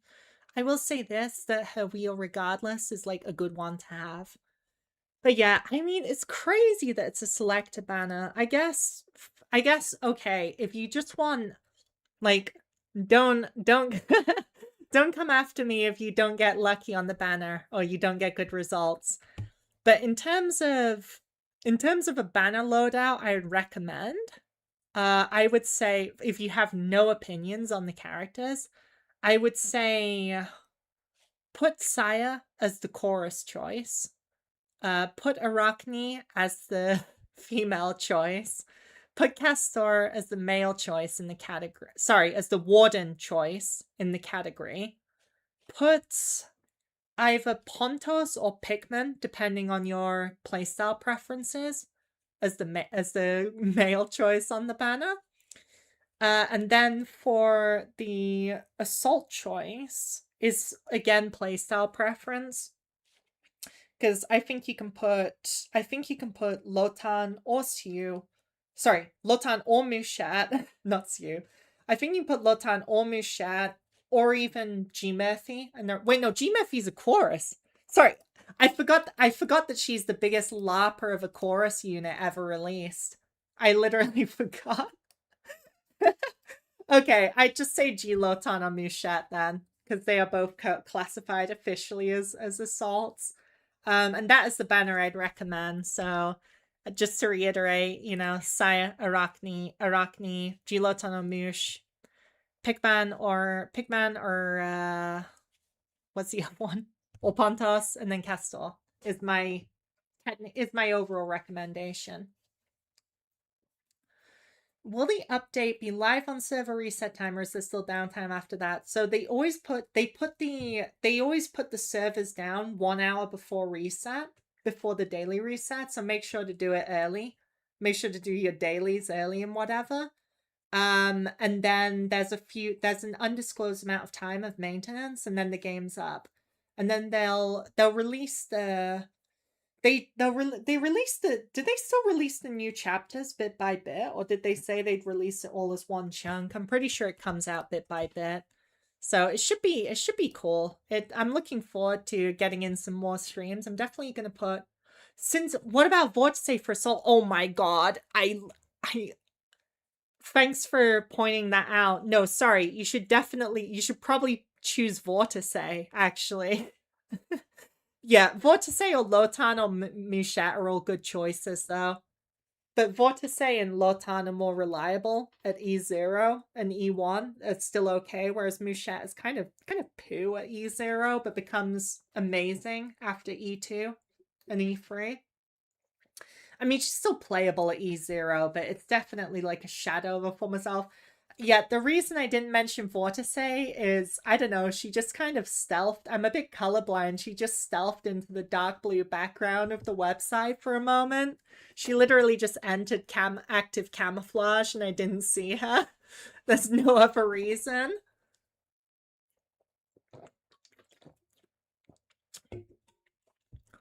The best part of the game being underrated is that spoilers are non-existent. That's true. I mean, I would always like to talk about the story, but there isn't much like normally lore's just discussed in chats and stuff rather than in like crazy videos, like the craziest plot in gacha. I'm just gonna tell you the whole plot in like a 1 hour video. Okay, I don't think there's any video like that for Morimens yet. Honestly, the deep lore of the game's development is even better. Oh, what's this website? This is skdb.com. Sorry, this is just a mirror version of the site, because this was the earlier version, but it's the same exact site.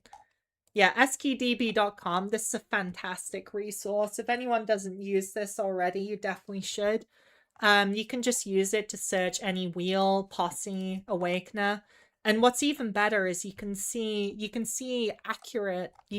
mostly accurate TM stats. So for any level of investments, you can just go like level 70, Soulforge 10, skill level 6, E3. And then you just go to the skills and it'll tell you exactly how much base verdict these do before other things, for example. Of course, unfortunately, there's no like calculator in this yet, but other than that, the site's really peak.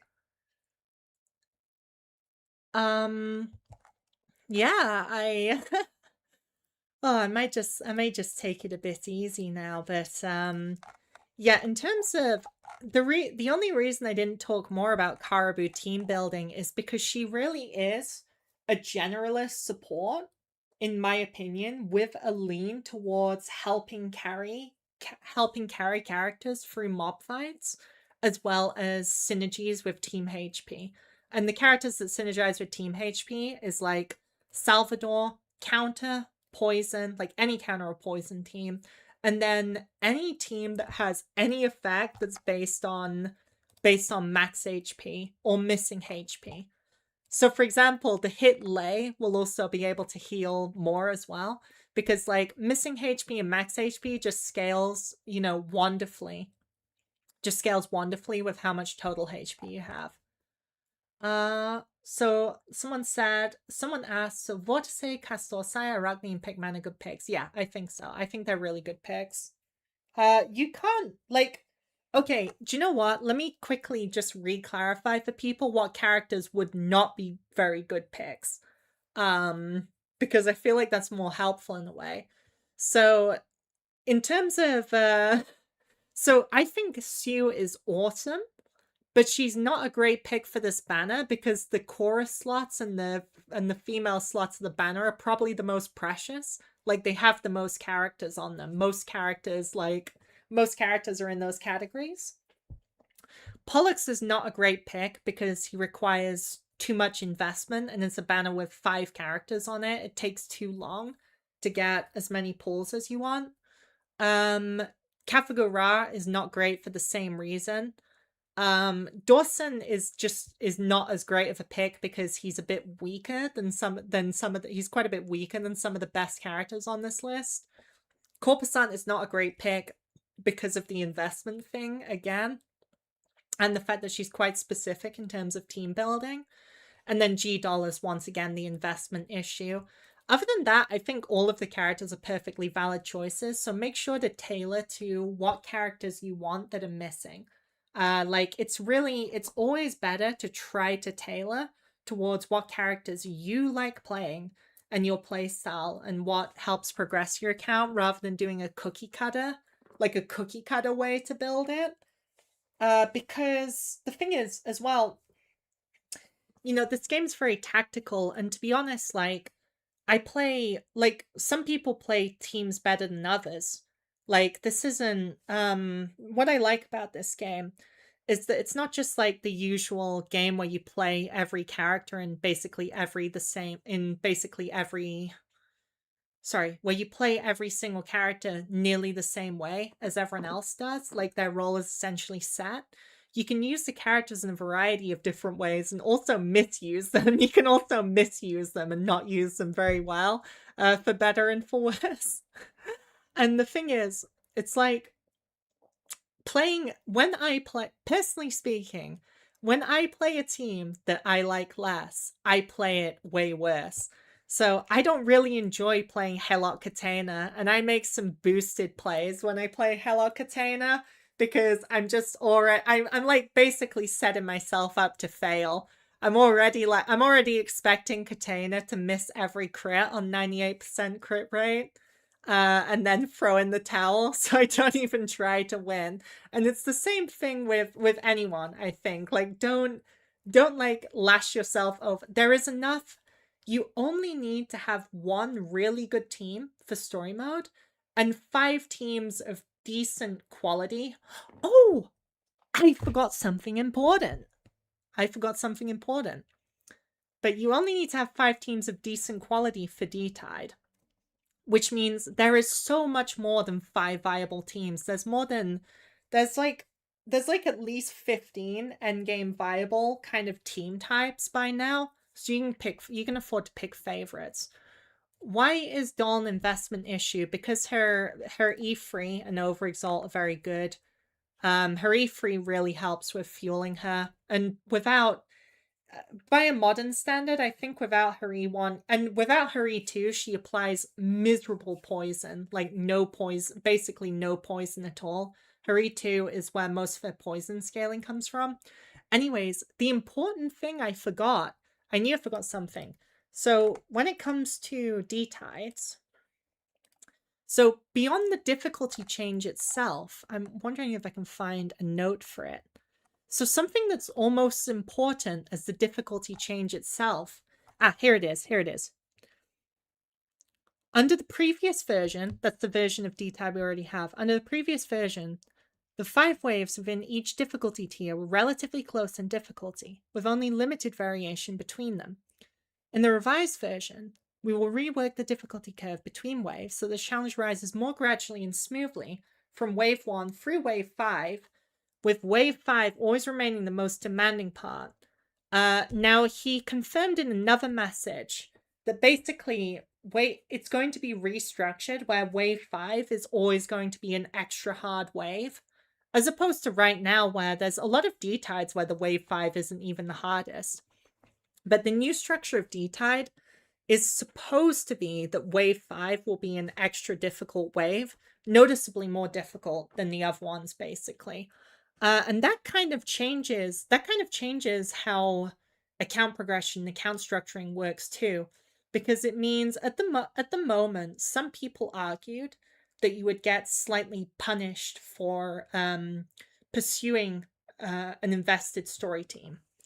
Because, like, if you want to do the hardest story stages, like Nefria hard boss, like Cocoon, it's really, it has been done, but it's very difficult and limited, to be honest, to do that stage without any revive items and without any overexalts of limiteds. Like, most teams who clear it without revive items do have like an overexalt, they have some levels, they have good wheels. And the only teams which regularly clear without it is like Vortice Castor, Vortice Sire as well. So now it's a bit more it's a lot more plausible and doable to invest more in your story teams, because your story team just basically becomes your wave 5 team, right? I hope that's comprehensible to people. It's like your best team should be useful in hard story and in your wave 5, and then the other teams still need to be decent, but they're not pressured to be equally good anymore. So basically it's kind of a win for vertical investment, as people often say. Someone asked, what if you want only wheels from the Selector banner? What would be your recommendation? That's kind of an interesting question. Oh, my throat. Okay. I'll answer a few more questions and then I think, damn, I'm having a good time, but I might have to end the stream after a little while because my throat seems cooked today. So, what if you want only wheels? Which would be your recommendation? It's a weird question because most characters have wheels that are tailored to themselves in some way. But if you just wanted the best wheels for general use and to get meaningful enlightens on them for some reason, then I would say put Saya in it. And I would say put G Murphy in it as the chorus choice, and put Castor in it as the warden choice, and then probably do, well, these are all 3 of these are female choruses, so you can't have all of them.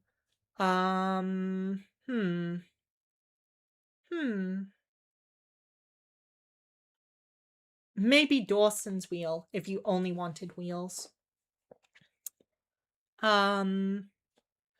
Or you could say, I do think Pontus' wheel has a decent amount of generic use. There's some other characters it's useful on.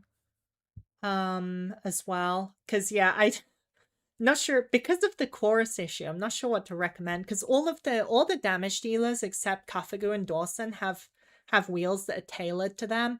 Like you're not gonna use G Lotan's. You're not gonna take G Lotan's wheel and put it on Riker or something. You know, that's not really gonna happen. You know what I'm saying? Okay, does anyone have any questions about any of the patches, the D-tides, team comps, stuff to buy? I think I answered a lot about the banners, so maybe I think I didn't miss most questions about that as well, because I'm happy to take questions. I'll probably timestamp this yap. I actually use Mushat's wheel on Vortice. Oh, that's pretty funny.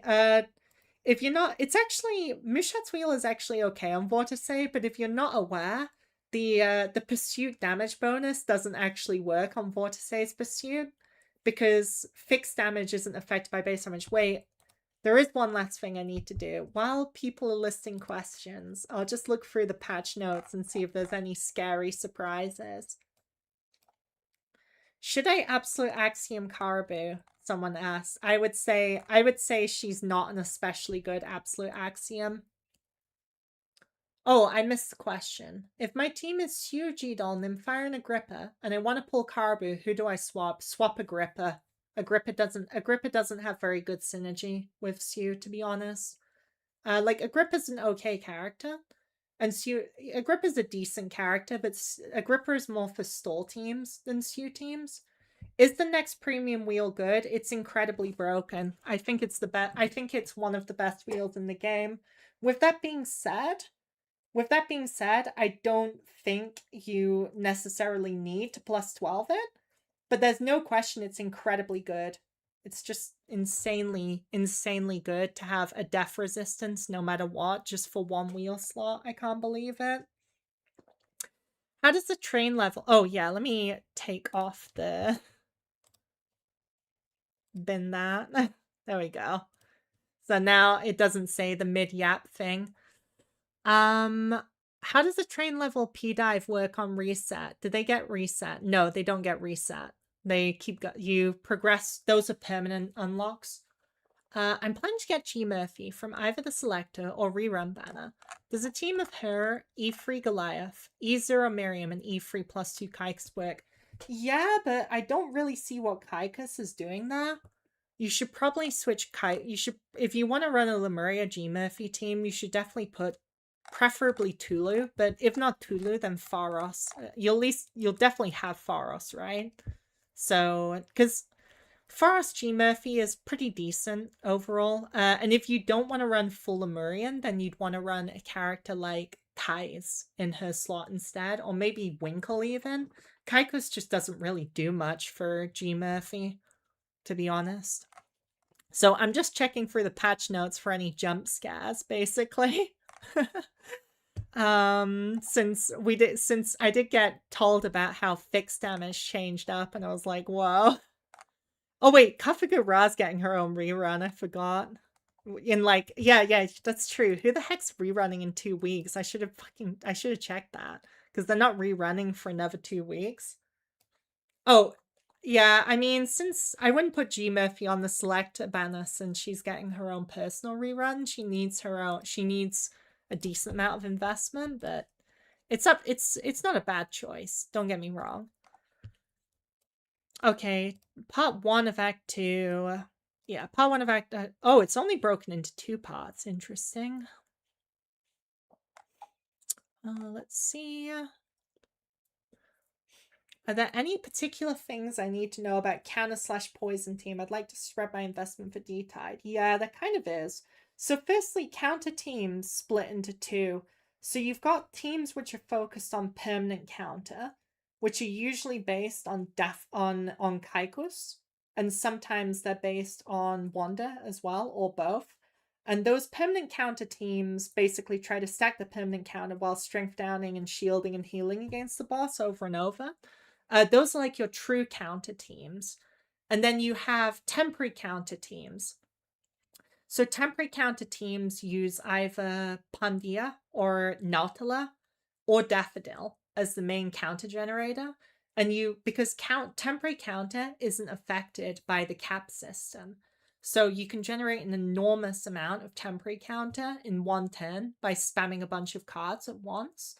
And then you basically use that to one-shot the boss with either like Nautila Overexalt or Pandia Exalt, or the boss just attacking into it a bunch of times. You often see these comps on Wave 3. Poison teams, I have a couple things in it are slightly outdated, just due to the fact that they're but I have a whole 1 hour video about Sue, which covers a lot of poison team fundamentals. At least I remember it covering a lot of them. But if you're serious about building poison, you should definitely get Sue, because she's like a core character for poison no matter what currently. What do you think about the Scintilla? I would like more. I think the idea is really cool. I would like more, if I'm being honest.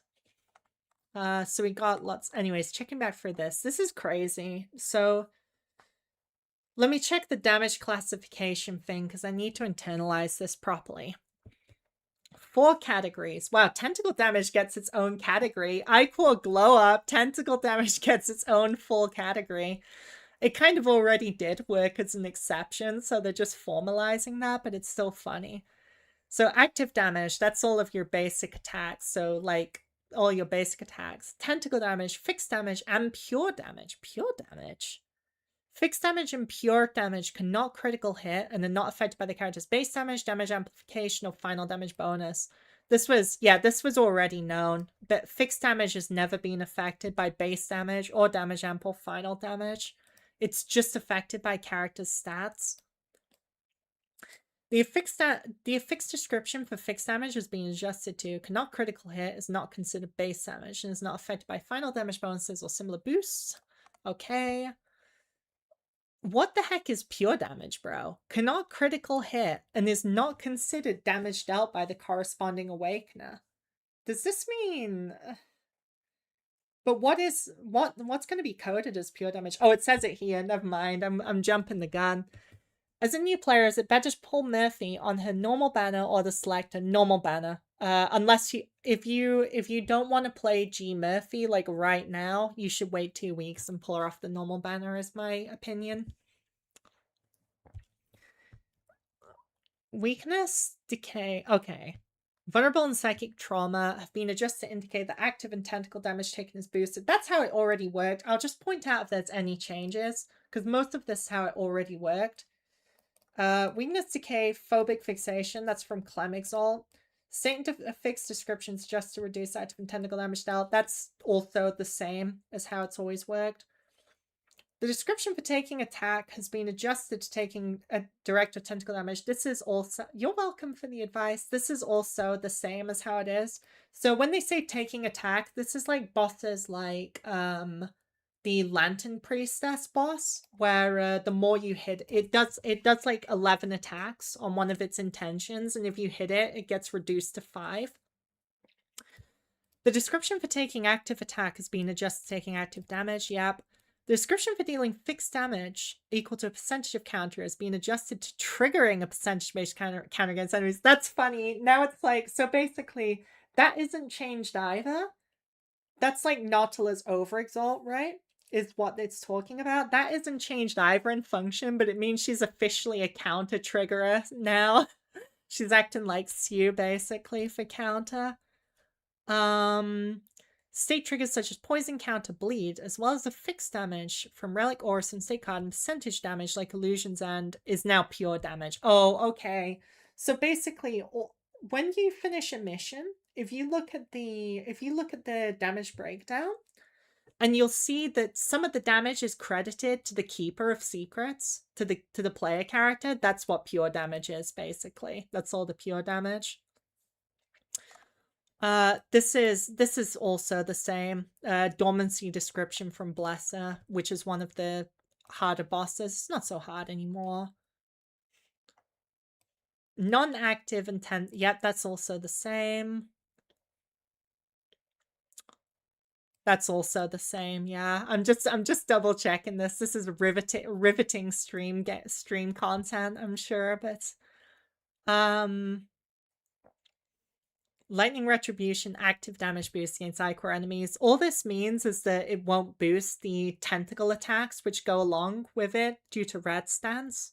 The red tide stance, I mean. It adds, every time you do an active damage hit, you get additional tentacle hits. And those aren't boosted, but that is what it already did, I believe. That's the same. May the world turn to fragrance, huh? Oh, this must be translate. This must be auto-trans. Oh, it's fragrant morphogenesis. That's Sire's wheel. I was like, what the heck is this? Okay, it's talking about Sire's Wheel of Destiny. I had to turn. It's always a bit of a puzzle, you know, a bit of a brain teaser. Yeah, fixed corrosion, yeah. Oh, sabotage nerf. So if you're not familiar with it, sabotage is a really annoying mechanic that was introduced in Arc 2, Chapter 5. A lot of the spider enemies have it, and it basically makes random cards, like either in your hand or draw pile, depending on it, make you take a bunch of damage if you play them. The remaining, after playing a card with sabotage, the remaining sabotage stacks are now halved. Okay. Scuttler Rouse effect. Take damage equal to the number of section played to applying sabotage. Interesting. The Scuttler's Rouse effect. I don't know what boss that is. It's cooked. Frost Shield. Now apply a stagnation effect at most 5 times per turn, and the stagnation effect caused by Frost Shield only applies to command cards. Oh? Wait, is Afum? I think Afum Zar is going to appear in Chapter 6. Because to put that into plain English, that's a nerf to the Afum Zar boss, basically. That's a nerf to the Afum Zar boss, which is not a boss I considered to be that broken by modern standards. It was very overpowered when it came out. Effects gained from Morimens no longer considered effects caused by the Awakener, and they won't be affected. Yeah, that makes sense. Oh, sick. Heck yeah, Orison changes. I asked them for this like a year ago. I was like, please rebalance the Orisons. Might is the permanent strength gain, effect increased by 50%. Bastion is the shield, effect increased by 37%. That'll be a pretty good shield now. Spike, effect increased by 50%, and the counter trigger effect, they mean, increased by 100%. So that's 60. It'll trigger 60% of counter as damage now. That's very powerful, I think. Toxin, poison effect increased by 200%. Poison trigger effect increased by 66%. Poison stays losing. You're telling me it's only 23% poison trigger? Because the poison trigger effect was already half of counter. They're afraid of poison's power, I swear. Embryogen effect increased by 25%. So it'll go up to, presumably it'll go up to 25 and then 50 at advanced. Drain is the strength down effect. Increased by 40%. That's cool. Burst effect, that's temporary strength. He gives a lot of temporary strength. Let's see. It's just reiterating about the D-tide changes, which I already saw. After the update, when the D effects are resets in subsequent cycles, any ongoing challenges from the previous period will immediately end. Please arrange your challenge schedule accordingly, keepers. Okay, this basically isn't a change. I actually had a funny thing. When I was new to the game, I finished my last D-tide like 1 minute after the reset, and I got totally scammed out of all of the rewards. Even the ones I hadn't claimed yet, just wiped. So don't do a me, honestly. Fortunately, that's not coming for 6 days. New Wheel of Destiny Soul Resonance. What is this? New card updates will be paused starting this period. So they mentioned about Trophies going into maintenance mode. That's sad. This is stuff they already mentioned. This is stuff they also already mentioned. Let's see. Yeah. Oh, okay. Gnosis is free purchase per week maximum. That's fine. Yeah. I'm just checking this because I don't want to be the misinfo spreader TM. Can't wait for Madness stream. Oh, yeah, I'm gonna be streaming that too. But okay, let me tell you this for free. I'll tell you this for free. I'm not gonna be doing 5 waves of Madness. what I'm planning to do, I will do the wave 5 madness difficulty, so the hardest stage in it. I'm gonna bring my story SEW team to that, and I'm gonna see how it is, because that sounds funny to see how well the SEW team can hold up. Because if you watch me a bit, you'll know my SEW team is by far my most invested team, my poison team. I'm not doing 5 waves of madness because the rewards of it, I don't, I mean, there's no rewards, right? Or personally, I don't consider profile coupon tickets to be rewards. It's like a reward in name only, which I'm not complaining about, by the way. I think that's for the best that they have an optional challenge mode difficulty. You know, that's definitely for the best rather than it being mandatory. I will do nightmare difficulty. I'm sure other people like Dracosian and Spooky are gonna do 5. No, they'll do 10 waves of madness because they're cooked. They're cooked in the head. Do you have a streaming schedule that we can refer to? Not yet. I not yet, but my sister is making like a little stream schedule graphic, so I should actually schedule some streams and put it as a community post. I am definitely going to stream on Monday or Tuesday. I'll tell you that. Unless something crazily bad happens, I'm definitely going to stream on Monday or Tuesday because I'm excited to try out Caraboo and the new content. Let's check in this Covenant bonding. I talked about this a bunch. I'll probably, I don't think or know if I'll edit this video, but I will add timestamps to different parts of the Yap at least. After it's done, I'll like quickly check through once it stops processing and timestamp different parts so people can at least check where I talked about X or Y or Z, you know? So we talked about the affinity. I'm just mostly seeing if there's anything crazy. Combat tutorial, that's new. What's this? Oh, that's just a change of where the combat tutorial's written. Yeah, that is pointless. I agree that lock and unlock is probably best to be removed. Let's see. Oh, that's good that any purchase rewards you can't miss out on anymore, because I know someone did complain that they forgot to click it, and I think the support staff did get it to them once they sent in the ticket, I think. But now you won't need to do that, so that's good. When playing on lower spec devices, tentacle strike hits will reduce combat lag as a single display. That's funny. That's a good idea. Let's see. Gameplay instructions. This is consistent with actual behavior. That's interesting. Let's see. Dang, no bug.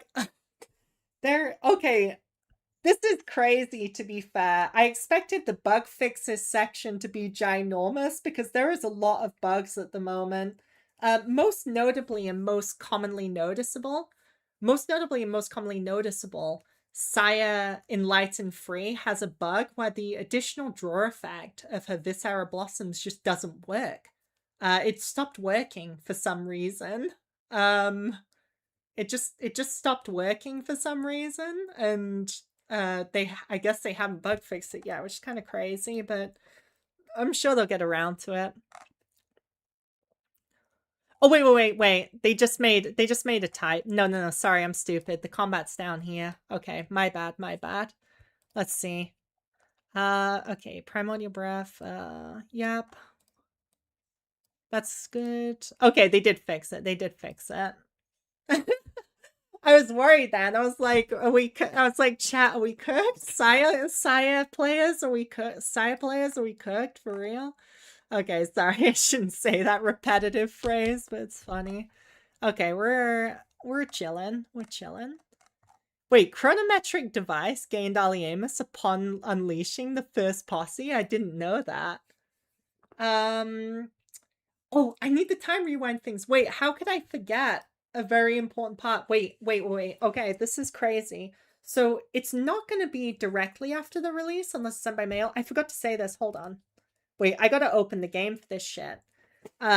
So for any of you who are watching, if you have ethereal cores, and they handed out like 7 of them recently, use them. Just throw them at a good banner like Saya, because if you don't use them, they're going to become pure cores, which is not the end of the world, but I mean, it's better to use them as limiteds, right?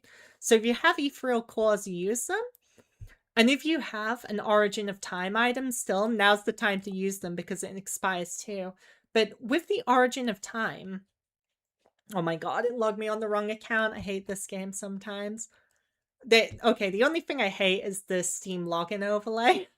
So I'll have to reboot the game, embarrassingly. So if you have an Origin of Time, definitely use it right now. You want to get the Selectors because it expires soon. And for that matter, they said they're handing out not 1, not 2, not 3, not 4, but 5 of the Origin of Time items, which is crazy. Because getting the Proto Paradises is so good. You can even technically use them to get limited character selectors, albeit at a low ratio. I don't think that's the best use as a new player. Like, the best use as a newer player is to... I have login issues every single time I'm on stream. It's so funny. Specifically when I'm on stream and I'm like, let me just show this. Oh, no, I can't log in. Cooked. Okay, whatever. I'll just log on the Kaleido account. I'll fix it later. It doesn't really matter. It's oh my god, I'm such a clown, and my life is the whole circus. But yeah, make sure to use your Origin of Time items, and you get 5. It's cooked. It's actually just dead. Oh my god, I'll just verbally describe it. So the Origin of Time items are the items where you select a standard Awakener or a standard wheel, and then you can use the black pool. You can use the black pool option to get all of their enlightens. Well, you can straight up delete them. Basically, you delete them from your account, and then you get a standard character selector. You get a standard character selector to standard character selector or standard wheel selector equal to the number of enlightens you threw away, basically, right? They're really, really powerful items. And the best way to use them is to reset a character of a high enlighten that you don't play or don't like.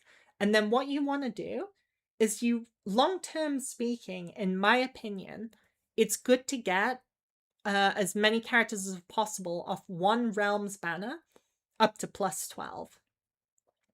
And the reason you should do that, I heard they're removing the option to select plus 12 units from standard character selected. Oh, is that real? Is that real? Is that real? Because I wouldn't be surprised, honestly. It's kind of crazy. Okay, let me talk about... I don't know if that's unconfirmed, but it wouldn't surprise me, because currently... So if you reset a character that's already at plus 12, you get 16 selectors. And currently, you can actually select a character you have that's also plus 12, and then it gives you a Fate Rewind shard. And if you get 10 Fate Rewind shards, you can make them into a limited character selector, which is pretty crazy. I think it'd be funny if they removed it, because there was more than one person boasting in the Discord about how they were going to reset 5 different standard characters to get 8 limited selectors. It's theoretically, if you do throw 80 standard character enlightens in the bin, you will get 8 limited selectors out of it, but they might have just removed that as an option. That would be funny. That'd be kind of cursed, but even if so, it's fine, because what you really want to do, you want to use the character selectors to build up plus 12s on one particular realm banner. And then when you don't have anything better to do with your pulls, with your standard pulls, like if you don't have anything very active to get, like Wheel of Destiny, you still need at E3 or plus 12, for example, then you just dump all of your standard pulls into that banner. And once you have them all at plus 12, it basically means that you will get a limited character selector every 200 standard pulls. The description in the gacha page literally says you cannot get shards from feeding selectors into AA units, but it's been like that forever. I've never tried it. Does it work? I've never tried it because I've never used it. Should I take? I would log on to the account and take one for the team for science. I would take one. I've never done it. I just took people's word for it because they're saying it works. Me personally, I've always used all of my selectors to get other characters I want up to +12 because I either actually want to use their absolute axiom or I just want to max out my Chaos Realm banner. And the reason I maxed out my Chaos Realm banner is because I can get... Okay, someone confirmed that it's doable at the moment. Well, if you want to do it... I'd love to see how it's done. Okay, I'll try to get my Morimens up again. I'm gonna try because I do want to show how the black pool system works, just in case any. I think most people in the chat will be familiar, but just to be, I'm gonna try one more time. But if I can't log in, you'll figure it out once you use the item. It's the item that's shaped like a funny triangle. So please work, brain of that. I'm praying. Praying for me life. So, but yeah, so it's not gonna log in. I can already tell when it pops up like in the corner. It's deep fried. It's microwaved. It's char grilled. It's just over. I'm gonna have to reboot my whole computer to get back in the game. Okay. But yeah, I will be doing that. I will be doing that later. But yeah, my recommended is if you're like a mid-game player, like you've been playing a few months, then it's really, really good to max out one banner, especially Chaos and Kara Realm. And then you can just pull on that banner again and again, and you'll get limited selector shards, and you'll also occasionally get a past limited of the character.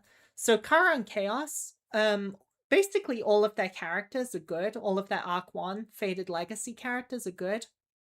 Like Kara especially has Salvador, Thais. Oh, technically Sorel. I mean, I love Sorel, but she's kind of poo without a lot of enlightens, to be honest. Like Salvador, Thais, Sorel, Hellock, Katana.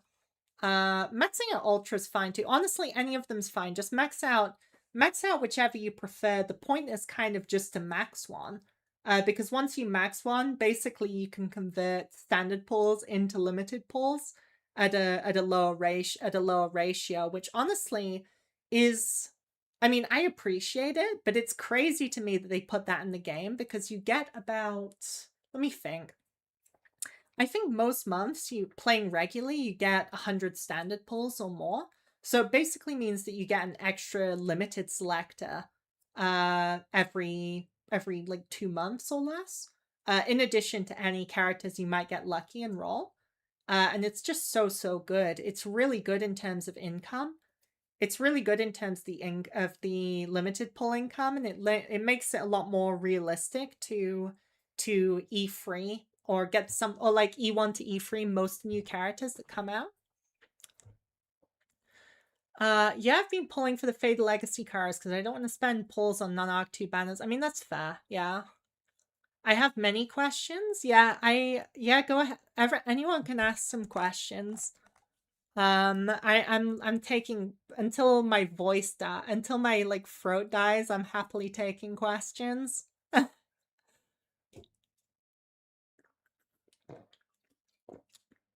Until then. Yeah, I think I covered, like, I exhaustively covered all of the changes that are coming up at this point. I absolutely exhaustively covered them. I covered and recovered some of them, you know?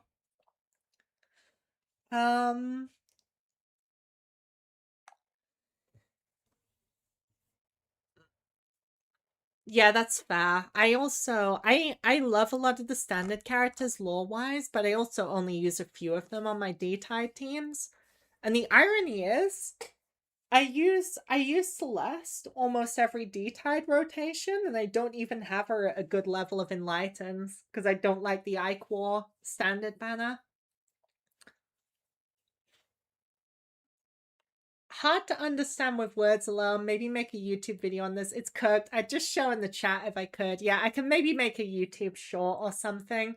So is it better to do this strategy rather than plus 12 on standard wheel banner?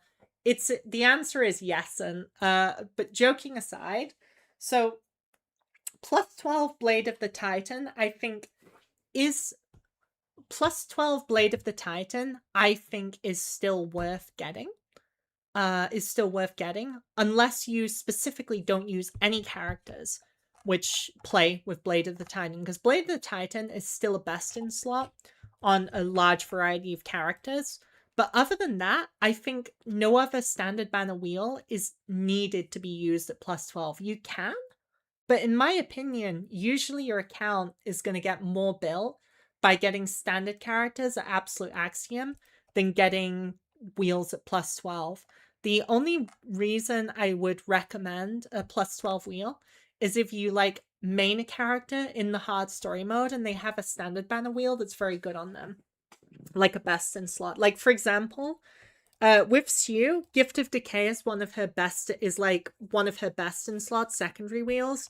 It's the second best wheel for her after Mannequin of Oblivion, theoretically, but she doesn't need either. That's the thing. But unless you main a character, I wouldn't bother, because plus 12ing a wheel is expensive.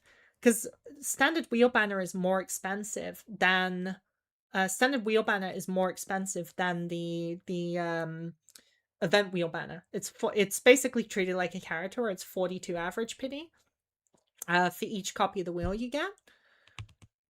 And yeah, as Nersky said in the chat, 10 team clears are basically worthless soon. It's true. So something that I forgot to, unless it's now been seemingly confirmed otherwise, I think this is an intentional move by the developers, to be honest. So with people used to use extra clears to get to 400 easier. I'm sure a lot of people are familiar with that. Because usually it was easier to do like 3 alert 5s and then 4 alert 4s rather than doing 5 alert 5s and finishing the job. And the thing is, that is pretty much I wouldn't say it's completely dead now, but they made the benefit for extra clears in terms of getting rewards rather than flexing. They made the benefit of extra clears half as impactful, like half as effective, which is I mean, it's a big change, really. But to be honest, they have, Light has mentioned a few things which kind of implied that the whole like 10 team 425 point thing was not like extra clears were supposed to help people get to the next score break point of D-Tide while just dabbling a little, rather than going deep into a 10 team account building, a 10 team meta. So now from a meta perspective, in terms of getting the rewards, like getting the rewards from Nightmare or even getting all the rewards from Madness, doing extra clears usually is not going to help your case. How many teams do you need for endgame? Just to be clear again, in the modern endgame coming up, you need 1 team that is really good, and then an additional 4 teams that are good, for a total of 5, with 1 being especially good, right? That's what you need for endgame. Oh, I should say caveat. For anyone who's not aware, you can borrow someone else's character for 1 of your 5 teams. So basically, in reality, you only need 1 really good team, or technically 4 middling teams. But basically, the character you borrow kind of negates the ability to build the 5th team properly, I'm going to be honest. Because unless the difficulty of D-Tide becomes much, much, much harder, so harder that the Discord will probably be on fire 8 days from now, unless it gets much harder at that point, then borrowing like a level 90 Mushat or a level 90 G Murphy, level 90 G Lotan, or even level 90 Saya usually makes that wave so incredibly easy that you only need to put them with kind of perfunctory supports, like supports that just do barely enough to get the job done, rather than like an actual full meta team. Because the strength of the Awakener themselves, with their big absolute axiom damage, which someone else paid for you, is kind of how you get going. But yeah, sorry, I never confirmed. Tommy said, so plus 12 Blade of Titan and then fill it around to plus 12. I would basically say that, yeah. It like if you're like advanced in the game, then it depends. Like it's a truthful answer. Like it does depend. But it's like a general rule answer. Getting standards of a realm you actually want to use, like an E3 level, then going for Blade of the Titan, then going and maxing out that realm is pretty much it. And you do want to, if you're still early game, you probably want to, technically you will get them from off rates eventually, but I'd still probably throw a few pulls at each realm early game just to collect the characters at base. Nursky said, and that is precisely why they want to make it hard. I don't think Brain of Vat likes the starvation bare minimum team capability meta. I don't know. There's been conflicting information on that. Because I'd say the information on that part has been very conflicting. Because oftentimes Light has expressed that they appreciate off-meta teams and situational teams and such, but I have to admit that's not necessarily being represented by their actions, because in earlier D-Tides where the power level was lower, it was very common for every single D-Tide to have some kind of weird counter wave you could run to it. So for example, there was a D-Tide rotation quite a while ago. I probably couldn't find it if I searched for it, where they had the Wax Gentleman, the Wax Lady as a wave 3 boss, and Feint was able to solo that using basically a Feint solo death resistance encounter strategy. Those kind of situational D-Tide teams, though, they've become less common now. In fact, this D-Tide that we have right now is one of the first times where this Clementine boss Hypnotic Shagai gets countered by a lot of things. She gets countered by Nautila, like Nautila solo carry. She gets countered by Arachne main damage and some other stuff like that. But a lot of D-Tide waves don't really have a wave where you can just, not even on the wave 3 or wave 1, they don't really have a wave where you can literally just bring an abysmal team because it counters the mechanic of the boss. So who knows? I'm new, only 1 week, so I've only spent pulls and cards 1, no fillet. Yeah, that's cool, that's cool. Yeah, it's exciting and a little scary for the D-Tides, but yeah, I think it's really nice hanging out with everyone. I'm so happy so many people came, but I think I'm mostly repeating myself, so I will probably I'll probably end the streams in a moment, get a hot cup of tea so my throat doesn't die, and you know, just oh, again, if you're new, make sure to check the gift codes channel on the Hit Morimens Discord, because you can get a few codes for extra pulls. And yeah, I hope everyone has a great rest of their Sunday and rest of their week. And yeah, I'll probably be streaming in like 2 or 3 days again. Yeah, 1, 2 or 3 days again. I'll check my schedule for sure. You should stream more, Rhea, just to chit chat like this. I'd love to, honestly. If stuff in life has been, to be honest, it was always the plan for me to do just chit chat streams, because I love doing patch note streams. I love doing chit chat streams.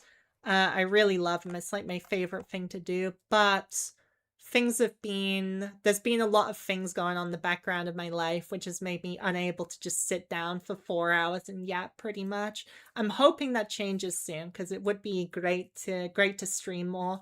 It's nice to chit chat because I can focus on the talking.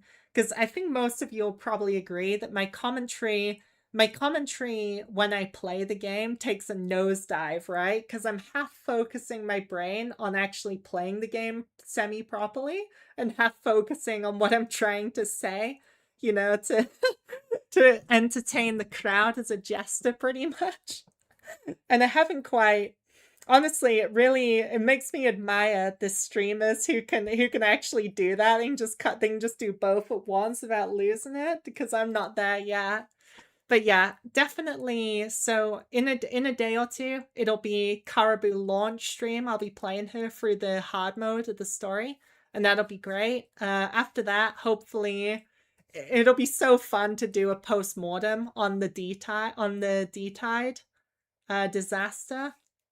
Am I on time, guys? I was just about to end the stream actually, but I was just saying what's gonna happen next. But yeah, I mean, after the video processes, I'll timestamp it and everything. But yeah, best wishes, and lots of thanks for coming, everyone. And yeah, hope you have fun and good luck with your pulls.